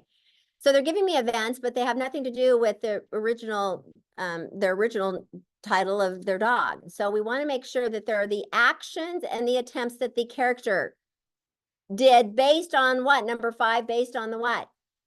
The plan. See, they're all connected. So when kids know the connection, they're going to get better at telling the story. Now, the reason I don't have 6, 7, 8, 9, and 10, because every story has a different number of events. Some stories have 3 events. Some stories have 10. They're different. Whereas in an informative, it's usually 3 body paragraphs, right? It's not the same. So I want to show them what a narrative looks like that has multiple paragraphs. And I want to show them an essay that maybe only has 4. An intro, body, conclusion, whereas in the beginning, it has a beginning, a middle, a middle, a middle, a middle, a middle, a middle, and an end. You see, it's very, very different. So I want to show them the difference of those 2 as well. So I don't let them put in how many events until they know how many events they're going to have. And then, for example, if their story has 7, they write 7. There's going to be 7 here, or they write 3, or they write 5. So this is where they tell me how many events they're going to be in the story, or when they're retelling me how many events were in that story, like Dogzilla or Dex, right? So this is where they have to tell me how many events were there, or actions or attempts. Is that making sense? Now, each one of these, you guys, each one of these, so every box, I'm going to make a big one so you can see this. This is considered event number one. Be careful about putting numbers, but I'm going to tell you that's really event number one. Don't do it though, because then they'll go event number one when they start writing. So be careful about that. They literally will do what I put. It is event number one, but this is for them. So let's just do a big one so you can see what this looks like. A big one. This is to tell kids where the temporal word goes early that morning. So they actually will write the what I call the working transition. They'll put it right in that box. So early that morning, and then they're just going to jot a couple things that happened. Remember, they're not writing sentences. They're going to jot some information about what happened in that event. You see, if I could have done this with Bubba last night, his little piece of writing would have been so much better. But I didn't have time to do this at 7 o'clock last night because I was working with K1 teachers. Had I said, you need to do this first, Bubba, before you write about your deep dive experience, it would have been so much more helpful for him. So then again, you guys, the next one, the next event or the next action, remember, I'm making them highlight. It's purple. What goes in the box, everyone? Another what? And I call them a story connector. You guys, again, here's another language. Are you going to call it a temporal word, what the state calls it, standards call it, or temporal words because it's time sensitive? Or are you going to call them story connectors? Or are you going to call them narrative transitions? You guys have to have a name that you're all calling it, so it's not confusing to kids. I call them the story connectors. You guys can decide. Then you go later that day. Then later that morning, what happened? See, now you change the transition. And then you tell me, well, what happened during that event? Just jotting down some ideas. Yeah. Yolanda, one of the biggest challenges I find is back in the B, if there are events that are there, they get that confused with the events that are here in the middle. What are some strategies for explaining to a student, like the events in the B state are actually developing these? I don't call them events. That's going to have, number one, don't call these events because these are really not events. These are parts that you're going to see in there. I'm telling you guys, kids don't know where the middle begins and where the middle ends. They're very confused. So this is where you have to annotate some text so they can see this is the beginning. And then once I know what they decide to do, that's when the events start. So making sure they know number 5 before they know go into 6. So making sure when you're using a text, like you're using your text to guide the writing, teaching of writing, being very careful on the language, but the plan is developed not to use the word events in there because it's not an, yeah. Helps that a lot. The other thing too, you guys, is for a while here, and I'm going to kind of show you how I map this out. I'm not going to do this whole thing with kids. It's too much. I want them to see the end goal, which is the beginning, middle, and end. But then I scaffold this out. So when I'm reading stories for a while, I'm reading the whole story, but all we're doing is working on the what? And all they're doing for me for a while is giving me 1, 2, 3, 4, 5. That's it. That's it. And then we stop. Now, the other thing that's going to be helpful too, because you guys, if kids don't know number 5, they don't know where to start. And if they don't know number 7, they don't know where to end. So this is really good for them because they struggle. Even my 8th graders had a hard time telling me where the beginning ended and where the middle started and where the middle ended before it got to the end. I mean, they seriously, even my 8th graders couldn't do it. So really making sure that they know all the parts, but breaking it down. I always do beginning and then end and then middle last because middle's hard. So if they can know the beginning and know the end, it's kind of like their bookends. Now I can work on the middle. So that's kind of the way that I go. We're going to work on beginning. Then we're going to work on end. And then we're going to identify the beginning and the end for a while. And then we go out. Now that they know 5 and 7, now we can really figure out what those events are. Does that make sense, you guys? Now, the other thing too is annotating. Now, you guys are going to have to make a note. I thought I had brought enough. I didn't. So I have a few of these, but here's the bookmark my kids are going to use to annotate a reading story. So literally they get the bookmark and they're going to put character C1, character 1, C2. They're actually going to annotate on a story using these little kicks. So when they're reading a story, I'll put C1, there's a character. And then they use a star. They identify the setting. It's in the ocean. Put a little star there. Where was that kickoff or the conflict? Draw a little shoe. Do you see? They're actually doing this as they're annotating a story. You guys, kids love it. It's so much fun. They know how to annotate a story before they even begin writing. Turn and talk. What do you think about this bookmark? Would that help them? Yeah. So instead of calling it events, we do actions. I love it.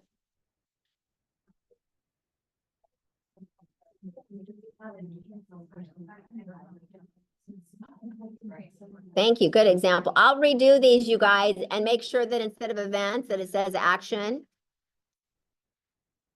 And you guys, I'll remake this bookmark and you guys, I don't know how we're gonna do this. I don't know if I send it to Jason or you just email me.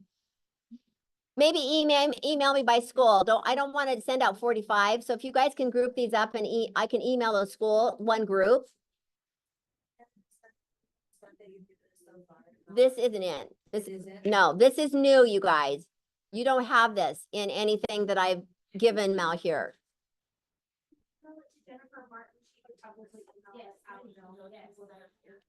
So I'm going to redo this to change the event word to action. It's going to be A1, A2, A3 rather than event. I think that would be helpful. All these others stay the same, okay? Because the C is C1. I mean, there might only be one character. There's usually in the beginning, there's only one character, but then you have characters that come along the way. That's the other thing you got to remember. When I ask for number one, which is characters, you guys, I want the character in the beginning of the story. I don't want all the characters because here's kids will want to do. When I say, well, who's the character of your story? They'll say, Mama Bear, Papa Bear, Baby Bear, and who else? No. Goldilocks didn't show up until after the plan, after they decided to take a walk. So Goldilocks is not in the beginning of the story. Goldilocks is a part of the action.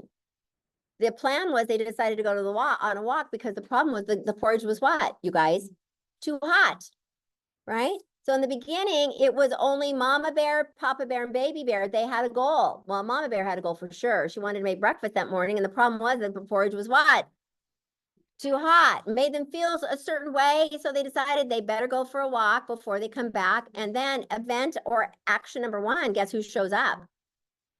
That little stinker Goldilocks, and she breaks and enters, right? That's an action. That's not what happened at the beginning of the story. So you have to know the 5, you guys. You have to know the 5.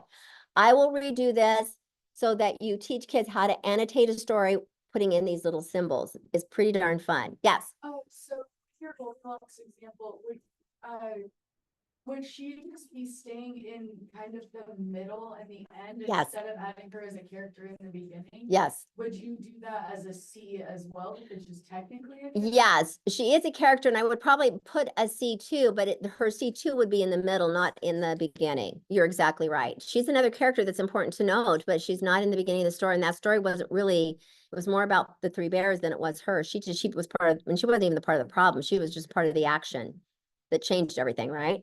Okay, does this make sense? Okay, now you guys, the other thing I like to do in this middle, because you guys, this is another state example. I want to make sure that my kids know that these have to be in sequential chronological order. So I kind of put a little timeline there. It's amazing how, as I score you guys at the state level, starting at 3rd grade, they kind of move these all around. Like they'll start with one and then they forget something and then they add it when it's not the right place to it. So the kids' brains are hilarious, and especially in their writing, they're like all over the place sometimes. And I know that they kind of know what they're saying, but they really don't. And it's all mixed up.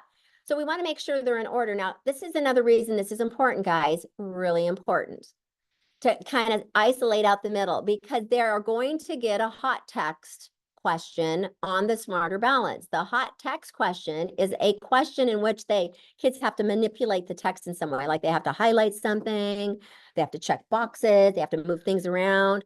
That's called a hot text question at the state level. So you want to make sure that you're giving them events that are not in order and making them put them back in order, because one question they're going to get is they're going to get like 7 events of something, and they're going to have to manipulate and move those events and put them in the correct what? Yes, so this is another twofer, making sure their events are chronological, but they can put them in order. So sometimes I will give them cards with the events that are all mixed up, and I say, your job today is to put those in the right order, because it's going to be sequential order. Is that making sense, you guys? Like common sense, like here's the first thing, or would you do like a story beforehand? Always a story beforehand. Always a story beforehand. Okay, are we good so far? Making sense? Okay. E, now we've got our 4, 5, 6, 7, 8, 9, 10 events or actions. based on the plan.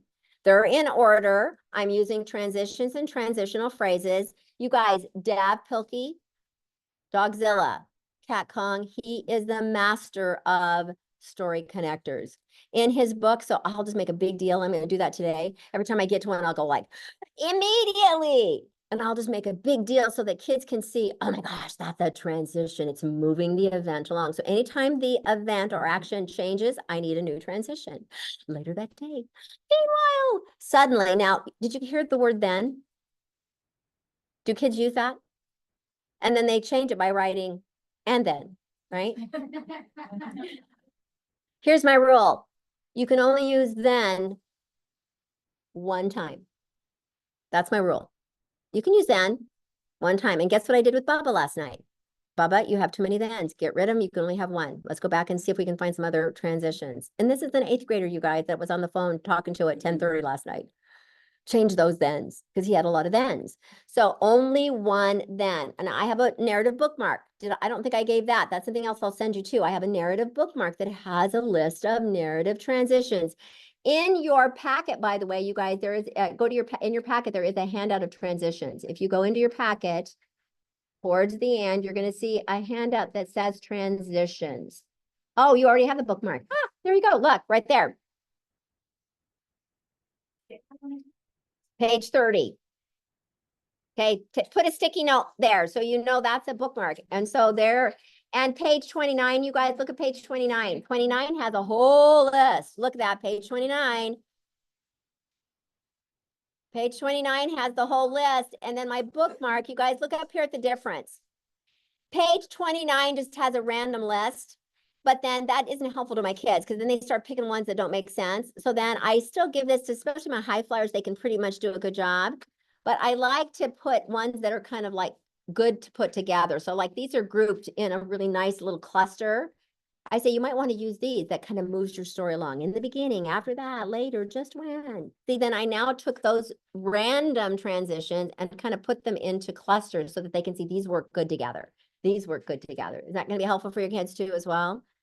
And also, if you're like at 2nd or 3rd grade, this might be too many. You might want to even modify it and do a little bit less. This would be the other thing that I would recommend. So put a sticky note on here because there's your bookmark and your list of transitions. Okay, we're at the end, you guys. Here we go at the end. At the end, we're looking for 2 things. So here and here. Okay, we've got 7. Now 7 is going to be right here. Here's 7. There's 7 right there. And this is the ending of the story. And I use a little bow. We're going to just tie it all together. We're going to tie it all up. How did the story end? I have to tell you guys, I thought that the ending was the resolution. The resolution is not the ending. So now we might be having to rethink and clean up our teaching. The resolution isn't the end of the story.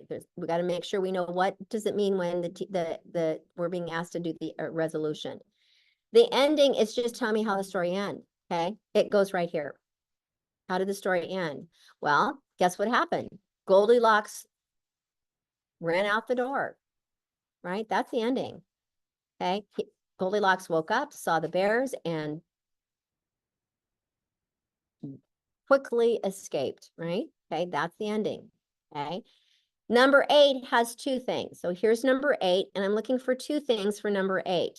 Number 8, the first thing that I'm wanting at the end of the story is for them to tell me how the feelings of the characters. And I love this because then I can say, did the feelings change from the beginning to the end? So feelings of character at the end. What's my symbol, you guys, for that? Yeah, there, you guys are right on. And by the way, there's a handout in your packet that has a heart that has a whole list of feeling words. So just know there's another resource in there for you. Feelings of the character. So then you want to say, well, how did the bears feel? Well, depending on what version you read in Goldilocks, one version is that the bears felt sorry for her, so they invited her over for lunch that day. Another one, they were really mad, so they went over and ate her.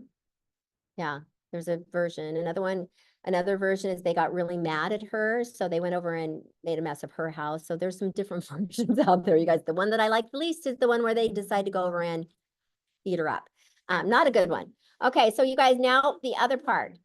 This really right here is the resolution. Number 8 is really the resolution, you guys. So the resolution is, number one, the feelings of the character, but then I want lesson learned. Or the message, because and oftentimes you guys, this is inferred. So this is a good one, lesson learned, or the message, or the theme, right? That's the lesson learned. And I do an exclamation point. What was the lesson learned? What was the message? What was the theme? So you guys, when you think of Goldilocks and Three Bears, it's kind of, the title is kind of deceiving because you would think Goldilocks would be a main character. It's not really not. But what would be the message to this story? Turn and talk. What would you say would be an example of a theme or a message? And you guys, this is a literary essay because it's an opinion.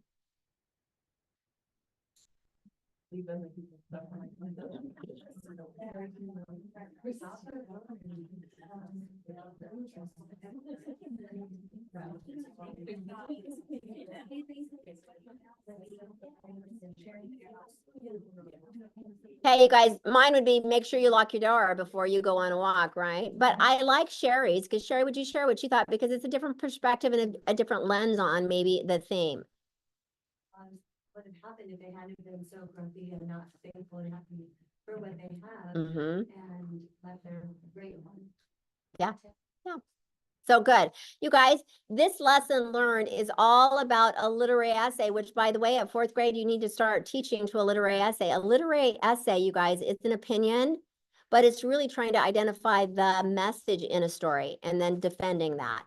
Do you guys even, maybe you don't even have a chance to get to a literary essay, but that is a standard starting at 4th grade that you guys should be working on as a literary essay starting at 4th grade. Something else to think about. All right, turn and talk. What do you like about this idea of BME for retail for writing? Think about how it's going to help your kids. So turn and talk real quick, reflect on this strategy.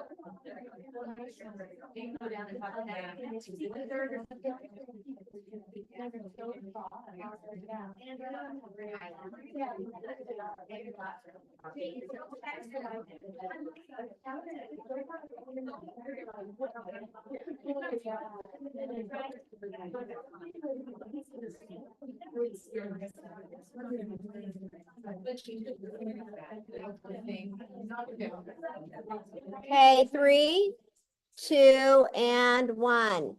Hey, you guys, now really quickly, let me just show you before we do, get your Dogzilla book out, and you're gonna need a purple sticky note because we're gonna do a little bit of practice with Dogzilla. I want to give you a couple more strategies.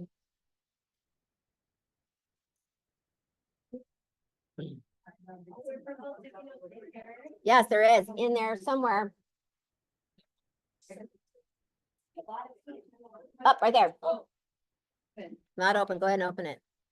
Hey guys, so just so you know, in your packet, you're going to see the template that I use for retail. Now, you guys, I have a template that has all the triangle, the rectangle, and the circle, but I also have a template that just has the triangle, just has the rectangle, just has, so that you can actually even do a storyboard. I've had my older kids do storyboards using that.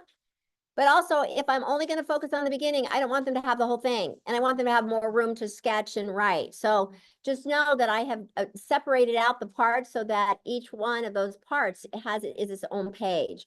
But this is the end goal. And we're going to do this with Dogzilla, but I want to show you what the end goal. So for example, if I'm reading Maddie's Fridge and I've taught them 1, 2, 3, 4, 5, 6, 6, 6, 6, 6, 7, 8, and I've done that numerous times, they're actually doing this on the picture book Maddie's Fridge. And notice I'm just jotting. Oh, who are my characters? Oh, in the playground. What was the problem? How were they feeling? What did they decide to do? Action, action, action, action. How did it end? How did they feel at the end? And what was the message? So every time I have my kids retell a story, they're doing this. And this goes in their narrative notebook. Comprehension? What do you think? And I say, you guys, think about this. This author, before this author wrote Maddie's Fridge, guess what she had to do? She had to plan it out. This is how she planned it before she actually told her story. Okay, so this is just so helpful for kids for retelling and being able to summarize and to understand that published authors actually have to plan their story out first. If you look in Hooray for Different Day, you'll see, everybody grab that book real quick so you can see the back. I tell them, look at what Dr. Seuss did when he was planning the story. Go to the back of the book. Dr. Seuss. You're going to see what he did before he even wrote. Go towards the back. And in the last page, look at what he did. So I love this book because it shows them what he did before he even began writing the story. Look what he did. It's so cool. Isn't that amazing? See what he did? How this Dr. Seuss planned a story before he became a millionaire and, you know, was the author of many books. So I like this book to show them authors have to plan too, you guys. They don't just start writing the book. So I like to show them this because it shows notes of what Dr. Seuss did before he even wrote this book. Isn't that amazing? Pretty cool. Okay, now you're going to want to actually look in there, but I'm going to have you put that aside for now, knowing that's where it's at, because I know you like, I want to read it. Now, I didn't show you this, but this is another way to approach this. I think I'll have you practice this in April. I want you kind of to start working on this, but another way to do this that is just another kind of way is to do what we call a storyboard. It still has 1, 2, 3, 4, 5, 6, 6, 6, 6, 6, 7, 8. So it doesn't change in terms of what I'm expecting, but now it's pictures and illustrations. Beginning, beginning, beginning, middle, middle, middle, end, and vocabulary that they pull along the way. So it's another fun way to get kids to retell a story using sketches. But it's still beginning, beginning, beginning. Character, you know, conflict, feelings, plan, action, action, action. How did it end? Reality, the whole how did it end? And then some vocabulary words that I want to make sure I'm adding to the story. Do you see? So this is just another way to actually have kids retell, either using the strategy, the BME, or the storyboard. What's the strategy called, everyone? What's this called? I'm going to leave these up at the end if you want to come take pictures. This is Maddie's Fridge. I have some others that I can give you to send to you, but if you really want, if you have Maddie's Fridge, the book, this is a good one. You already have now the teacher copy. Now, what I did with my school district and my teachers is we had a planning day, because I used to meet with them at least once a month with all my grade levels when I was a literacy specialist. We would take some time during that 4th grade day to actually do this as a teacher group so that I had them already done before we actually did it. That was so helpful for teachers. Don't you think that would be helpful? Where kindergarten had their 5, 1st grade had their 5, 2nd grade had their 5, and they're all different. 4th grade had their 5, and we actually completed these for the 5 books the 4th grade decided was going to be their mentor text. I have some other examples that I can share with you too, but here's a good one that you can see. Here's the BME, here is the storyboard. So just another way of doing that. Is that making sense? Kind of fun, huh? all my favorite books. All right, that was the other thing that I wanted to show you. Okay, now you're gonna listen to this book. Now, what on the sticky note, when you're listening to the story, you're going to, as the teacher, identify what vocabulary word Common Core calls precise language that you think you're gonna need to break down for your kids, okay? So you're just gonna jot down the words as you go. And you're gonna listen to it, and you also have your book. If I can figure out what I'm doing here. Here you go. Okay, so Dogzilla, everybody follow along. First thing I do, I always do what I call, so you guys might make it one a little note here. When I start to do this on Monday, so make a note of this. On Monday, my kids are going to focus on these three things. Monday, they're going to focus on text features. So we're going to do a text feature walk.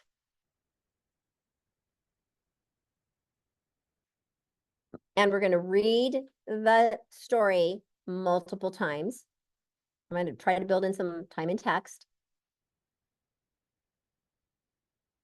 We're going to draw the character. Those are the things that I'm going to do on Monday. So now I have a 5-day plan. If you're a 4-day school, it becomes an 8-day plan because you guys don't have school on Friday most of the time. But if you're 4-day, it's usually 8 days. If it's a 5-day, it's a 5-day.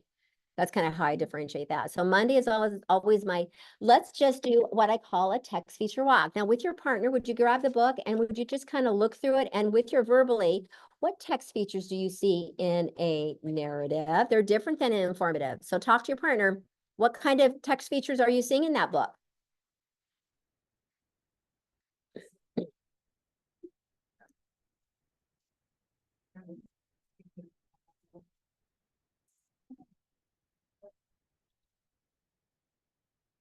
Does this book have a title? Cover page? That's a text feature. Does this book have an author? That's a text feature. What's that thing on the side of the book called? That's fine. That's a text feature. What does it have on the back of the book? Oh, it has a little summary, right? Might have a little barcode. Those are all text features, you guys. Does your picture book have pictures?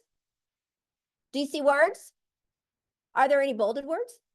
Maybe, maybe not. There's one bolded word. That's a text feature. Okay, so you got to get in the habit on Monday to talk about text features. So here's why. Well, number one, you guys, the standards have embedded text features in more than one standard. So number one, I know that they need to know text features. And by the way, text features in an informative are different than text features in a narrative. Very, very different. So if I don't know the difference, then I'm not going to be able to teach my kids the difference. So I always like to do a text feature walk, whether they're reading an informative or a narrative. How did this author put this together to help us as readers? What did this author give us to help us to be inside the text? What did they do? They gave us pictures and they gave us words that sometimes go up and down and a lot of things that narrative authors do that are different than informative. So I want to make sure that I have a list of informative text features and a list of narrative so they can see that there's a difference. And I'm going to spend just a few minutes going every time we get a book. Let's talk about text features today in a narrative. What are they?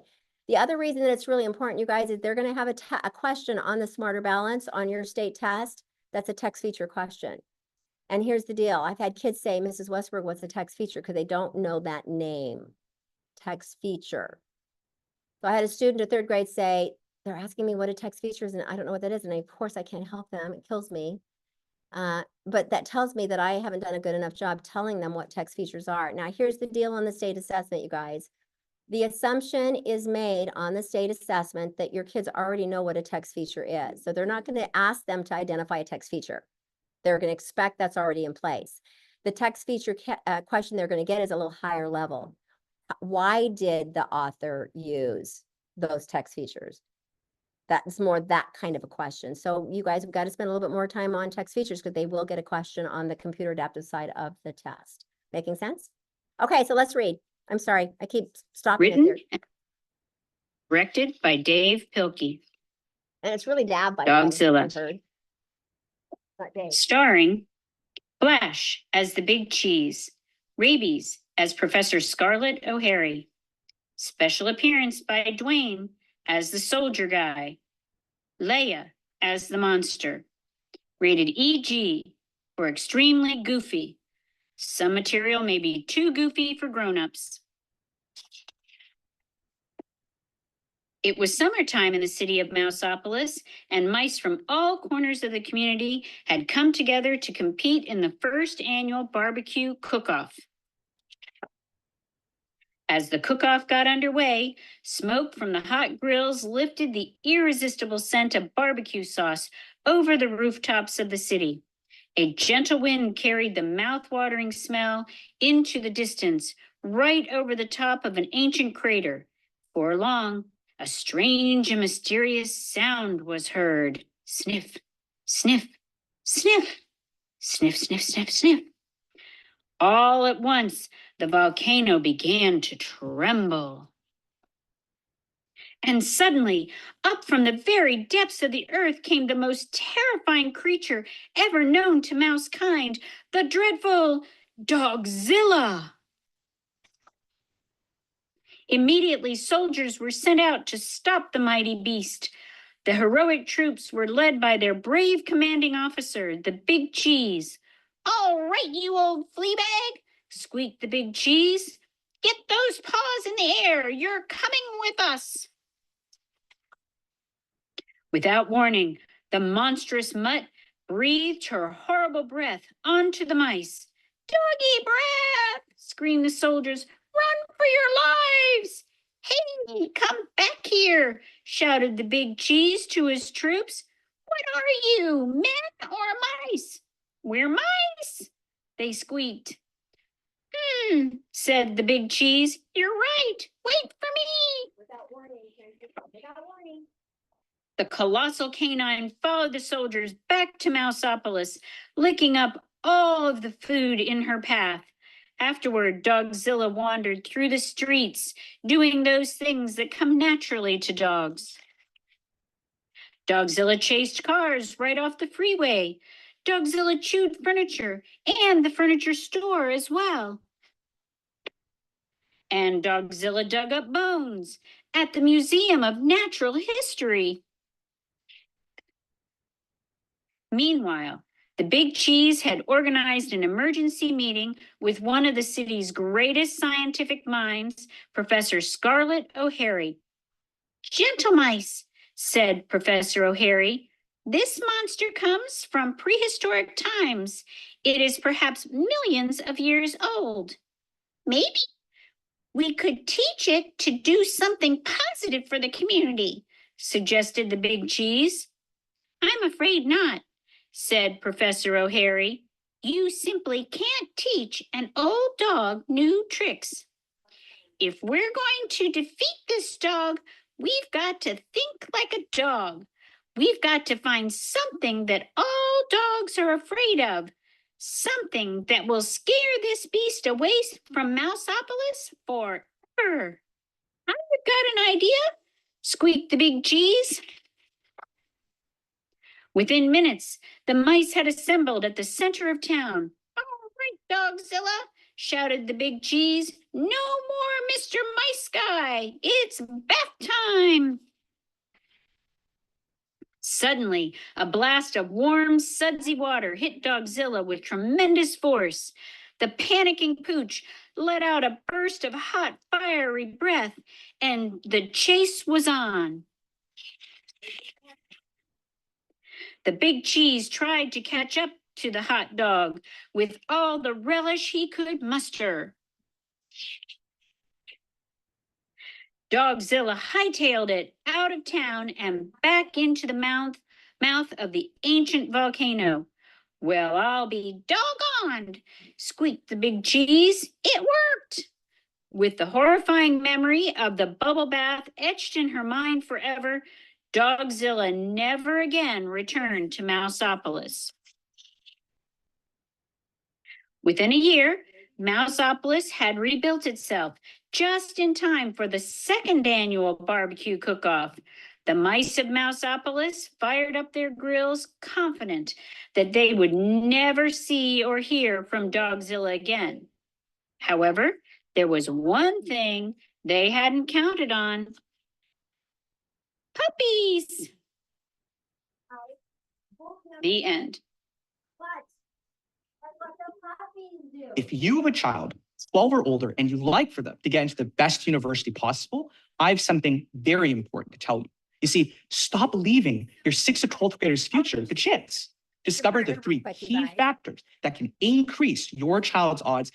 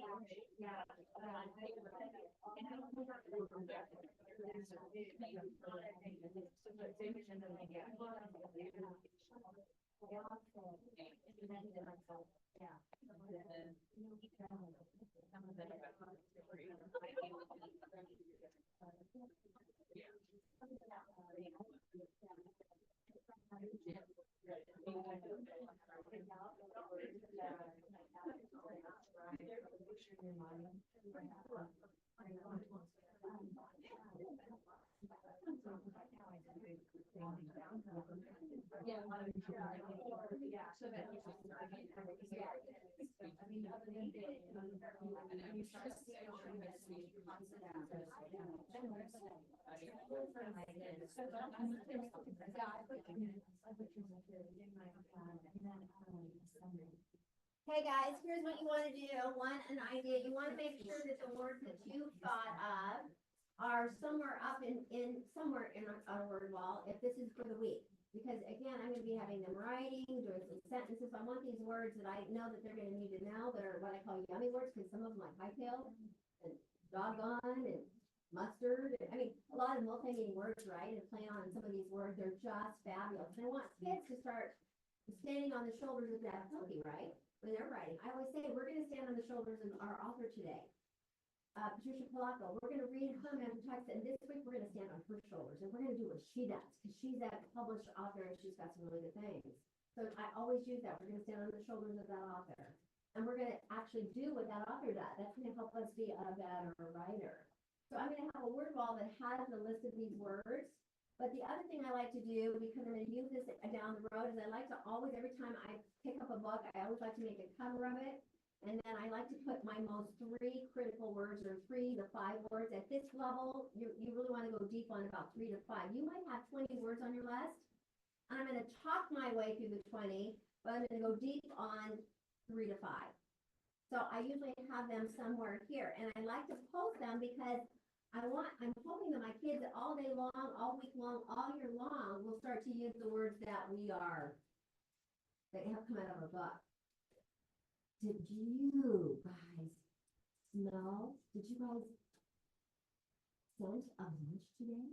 You see, I'm gonna use that so that I can get my kids to start using it.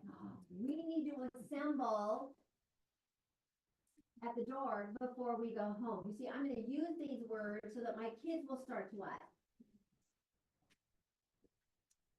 Your outfit was irresistible.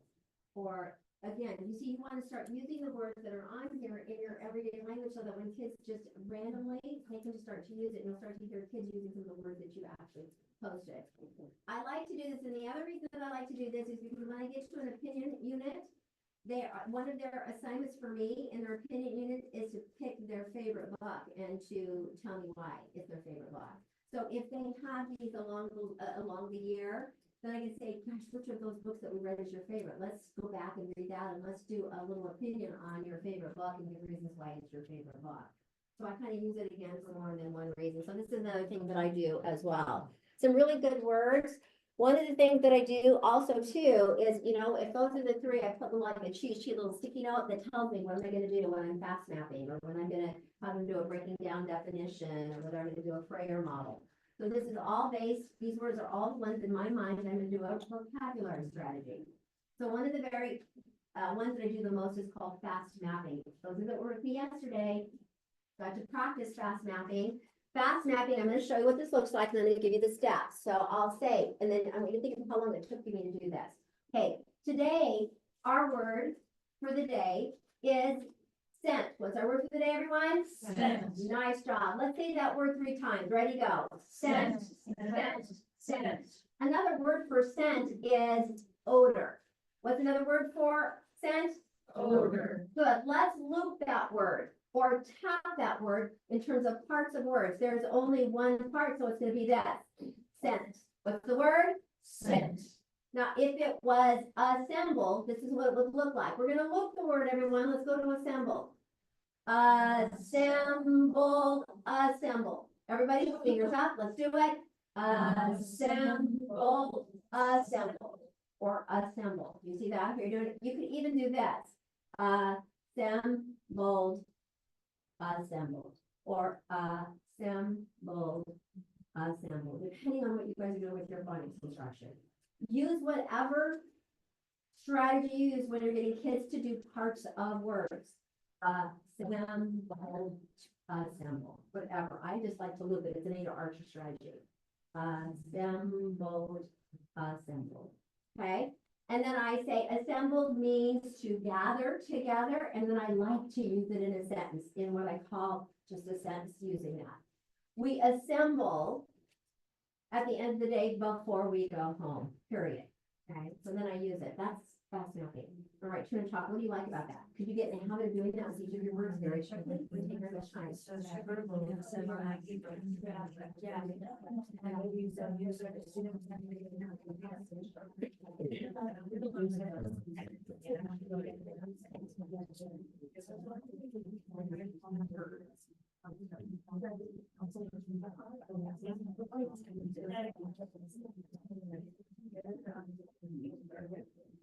Okay, let's take the steps for these so you have it. If at least this one vocabulary strategy that I want you guys to use. There's others that I do, but this is the one that I try to do most often because it's quick and kids are standing up with me and doing it. So here's the steps to what we call fast mapping. So T equals fast mapping for vocabulary. And you guys, if you're with me, you already have this, review it. I just, look at it again. You guys, I can do this in my sleep. Why? Because I've had how many practices do you think? A billion. I wake up in the middle of the night going, say the word. I mean, like I wake up doing this strategy, but I can do it I know it because I just do it all the time. When kids do it, they can do it without me. In fact, they're doing it with the partner. Kids are actually with each other doing it. I want you guys to fast map these two words. Go. But they can't do it unless they've seen me do it and we've practiced it a billion times. I even had teachers practice it. So fast mapping is for the skill of what? Vocabulary. So fast mapping is a strategy for the skill of vocabulary. Okay, so step number 1.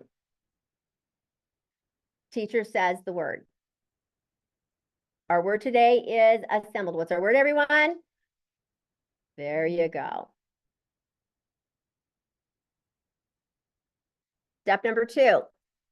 Student, and that teacher says the word, and then the student repeats, right? Student repeats. We got to make sure we're doing this exactly how it goes here. Okay, teacher says the word. What's the word, everyone? Assembled. Nice job. Step number 2. The student is going to repeat the word how many times? 3, and it's choral. So you guys have to teach them how to do this. Repeat the word, and it's choral, meaning we're going to do it together. My signal is ready. When my hand goes up, that means, I even have a signal. When my hand goes up, readers and writers, that means you all say it together. When my hand goes down, you're quiet. I also employ this plus the number. So we're all doing it chorally. I'm telling you, I've got some real routines that just I'm a stickler about. So everyone, the word is assembled. What's the word, everyone? Assembled. Let's say that word 3 times. Ready? Assembled, assembled, assembled. Hands down, right? Okay, got it? Okay, next one. You're going to, and I might have done this in the wrong order, but the next step usually is to have them loop the word. Loop or pound, you guys, depending on what your strategy is for phonics. Loop or pound the word. Now, my older kids, it's usually all done verbally with their hand up. They just get up and they move and they do this, but sometimes my kids will do it on paper as well. So sometimes they'll have the word assembled. Let's write that word so you can see how you would do it if it was written. Okay, how do we loop that? Because I got to put the right parts. Is it A, assembled, or AS? What is it, you guys? See, now we got to be clear on what it is, isn't it? Assembled.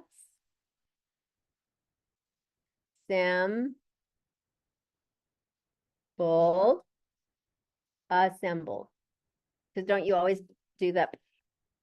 between the double S's. This is where our phonics instruction, we really got to be good at to help them with that. Assembled, assemble. So see, they start to do it on paper. A harder one, word to do, but, or like, for example, when I did respect, because that's the first one I like to use because it's a word they all know. If it's respect or respectful, let's loop that one. Respectful, respectful. That's how that looks. Okay. Okay. Next step, after we loop, we give a student-friendly definition.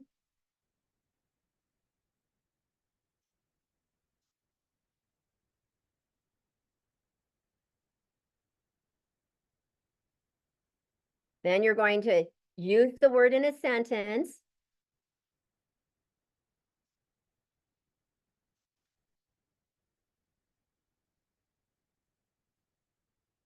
And then here's for the high flyers.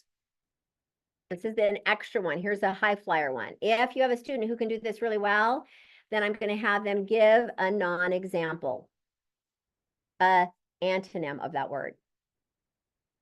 So respect is the word, a non-example, disrespect, a non-example, load, a non-example, look down upon. Do you see? You want them to see what it is. If they know what it's not, they know what it is. So that idea of synonyms versus antonyms, what it is, what it's not, an example, a non-example. Okay, so give a non-example or an antonym. Okay, like it? Pretty darn good. Could you do this with all your words on a daily basis, one a day? So Monday, we're going to do this with one word or two words. Tuesday, we're going to do a couple more words. Wednesday, it's kind of like my bell ringer. Okay, today, guys, we're still working on Dogzilla. So Monday, we're going to do 2 words. Tuesday, we're going to start with 2 more words. We're going to fast map it. Wednesday, we're going to do 2 more words. You see, fast map it. So they get used to doing a specific routine in vocabulary. I think because we have so much in our plate, vocabulary is kind of taking a back step. Are you agreeing? Snap for me if you agree. And yet vocabulary is key. One of the big 5, you guys, and for our ELL kids, oh my goodness, if we're skipping vocabulary instruction, that's not helping them. So really important that we have a routine of we're doing this. So let's practice. I want you with your partner to pick a word that you have on your on your sticky note, and I want you to practice with your partner. Go, go, go, go, practice, practice. A word. Going through these steps.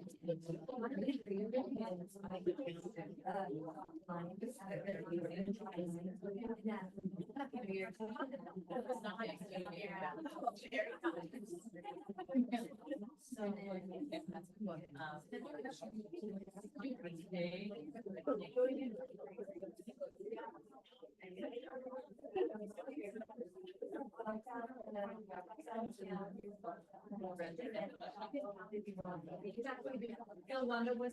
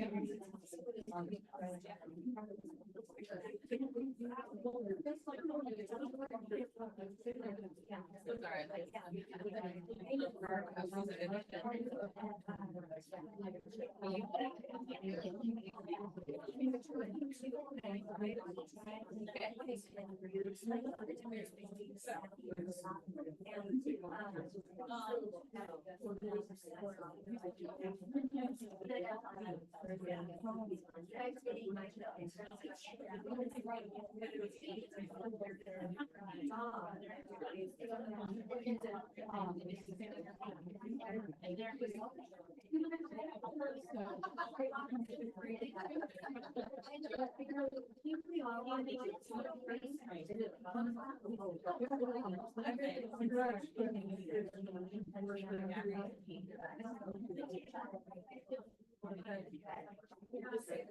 okay?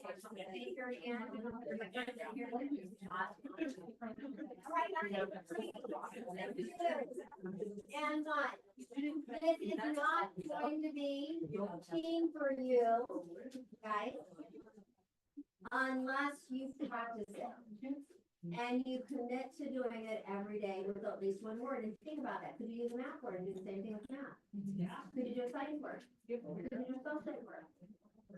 Guys, this strategy is good across your day. So spending time to at least try one a day, wherever you're at and whatever content you are, is going to help you solidify this strategy so you can immediately go, let's fast math, everybody.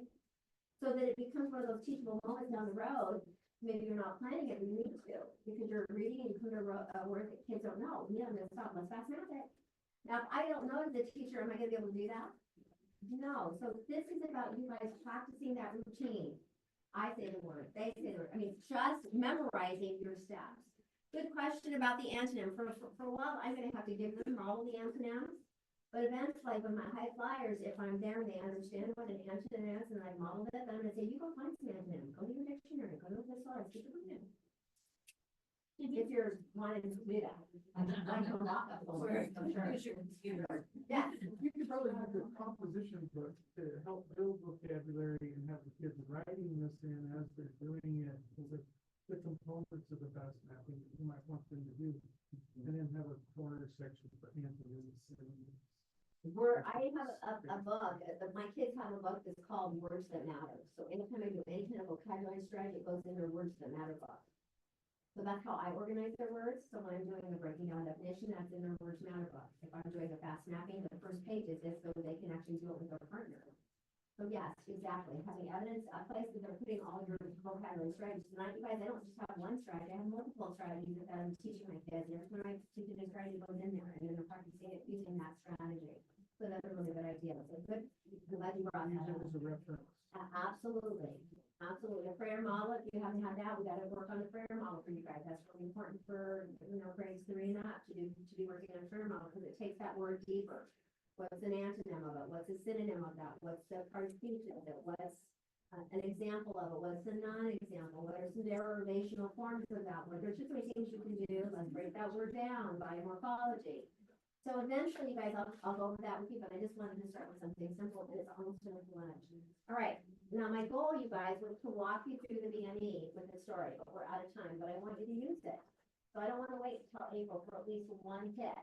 So what I have that you're gonna get to take pictures of before you leave is my example, and I've done it in 2 different ways. I'm gonna show you how I've done it, and I'm gonna let you just copy it. I mean, take a picture of it.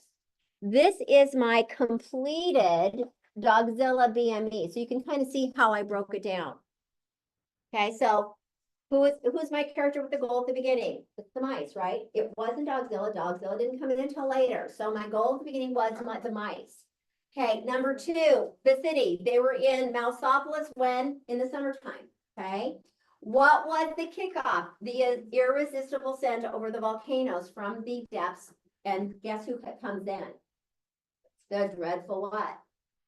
Dogzilla. That was the kickoff. It was, they were at their little cook-off, and then the problem was Dogzilla. So you're right, there were two characters there.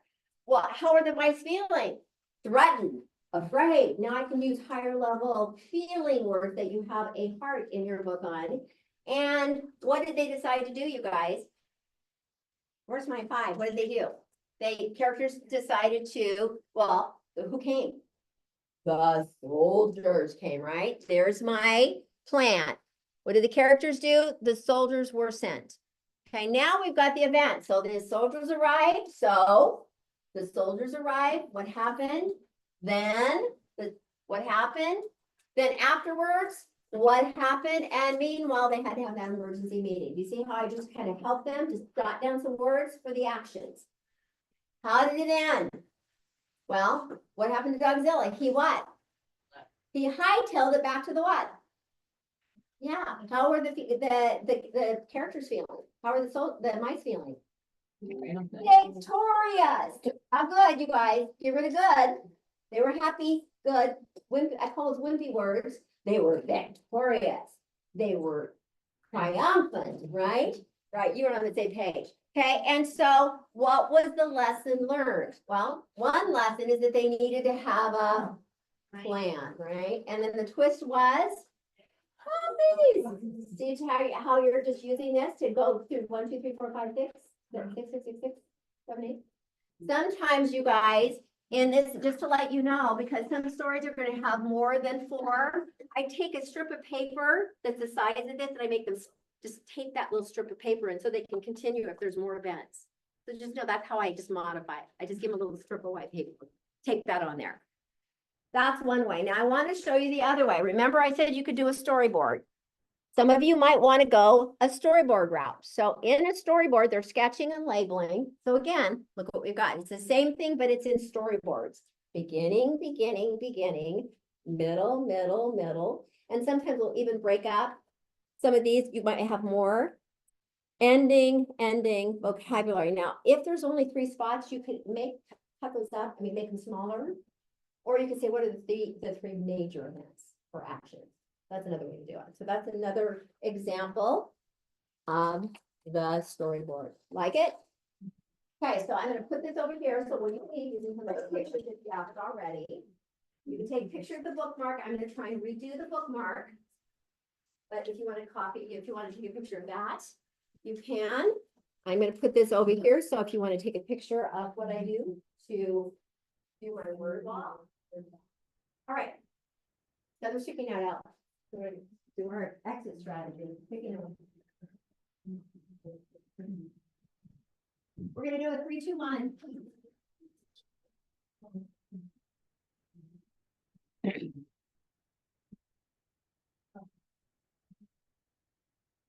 Next time, we're going to do sentence mastery. We're going to work on character development. We're going to do some other things. So just know in April, we'll just continue our work. Okay, sticky note. This is what I'm wanting, you guys. It's my 3T equals my 3, 2, 1. There's my topic. 3, 2, 1. So 3, and you're just going to jot 3 new learnings today. And it can be a strategy. It can be a new way of thinking. It could be planning. What are 3? Just jot down 3 new learnings from today as a result of today's training. 3 new learnings. And look through your notes to kind of jot that down.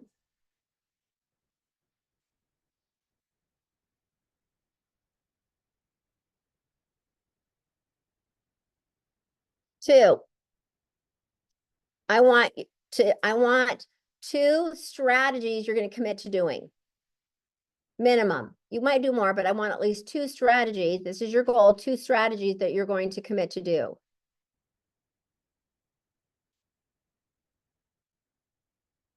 So list those 2 strategies you're going to do as a result of today.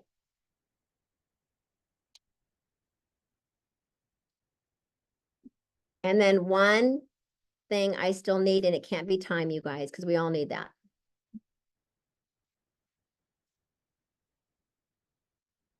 So no time, but what else do you need that's going to help you be a better instructor of writing?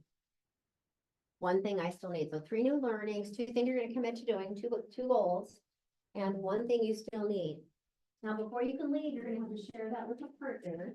And then if you could kind of clean up your table before you leave, that would be fabulous. You guys were wonderful. Thank you for coming today, you guys.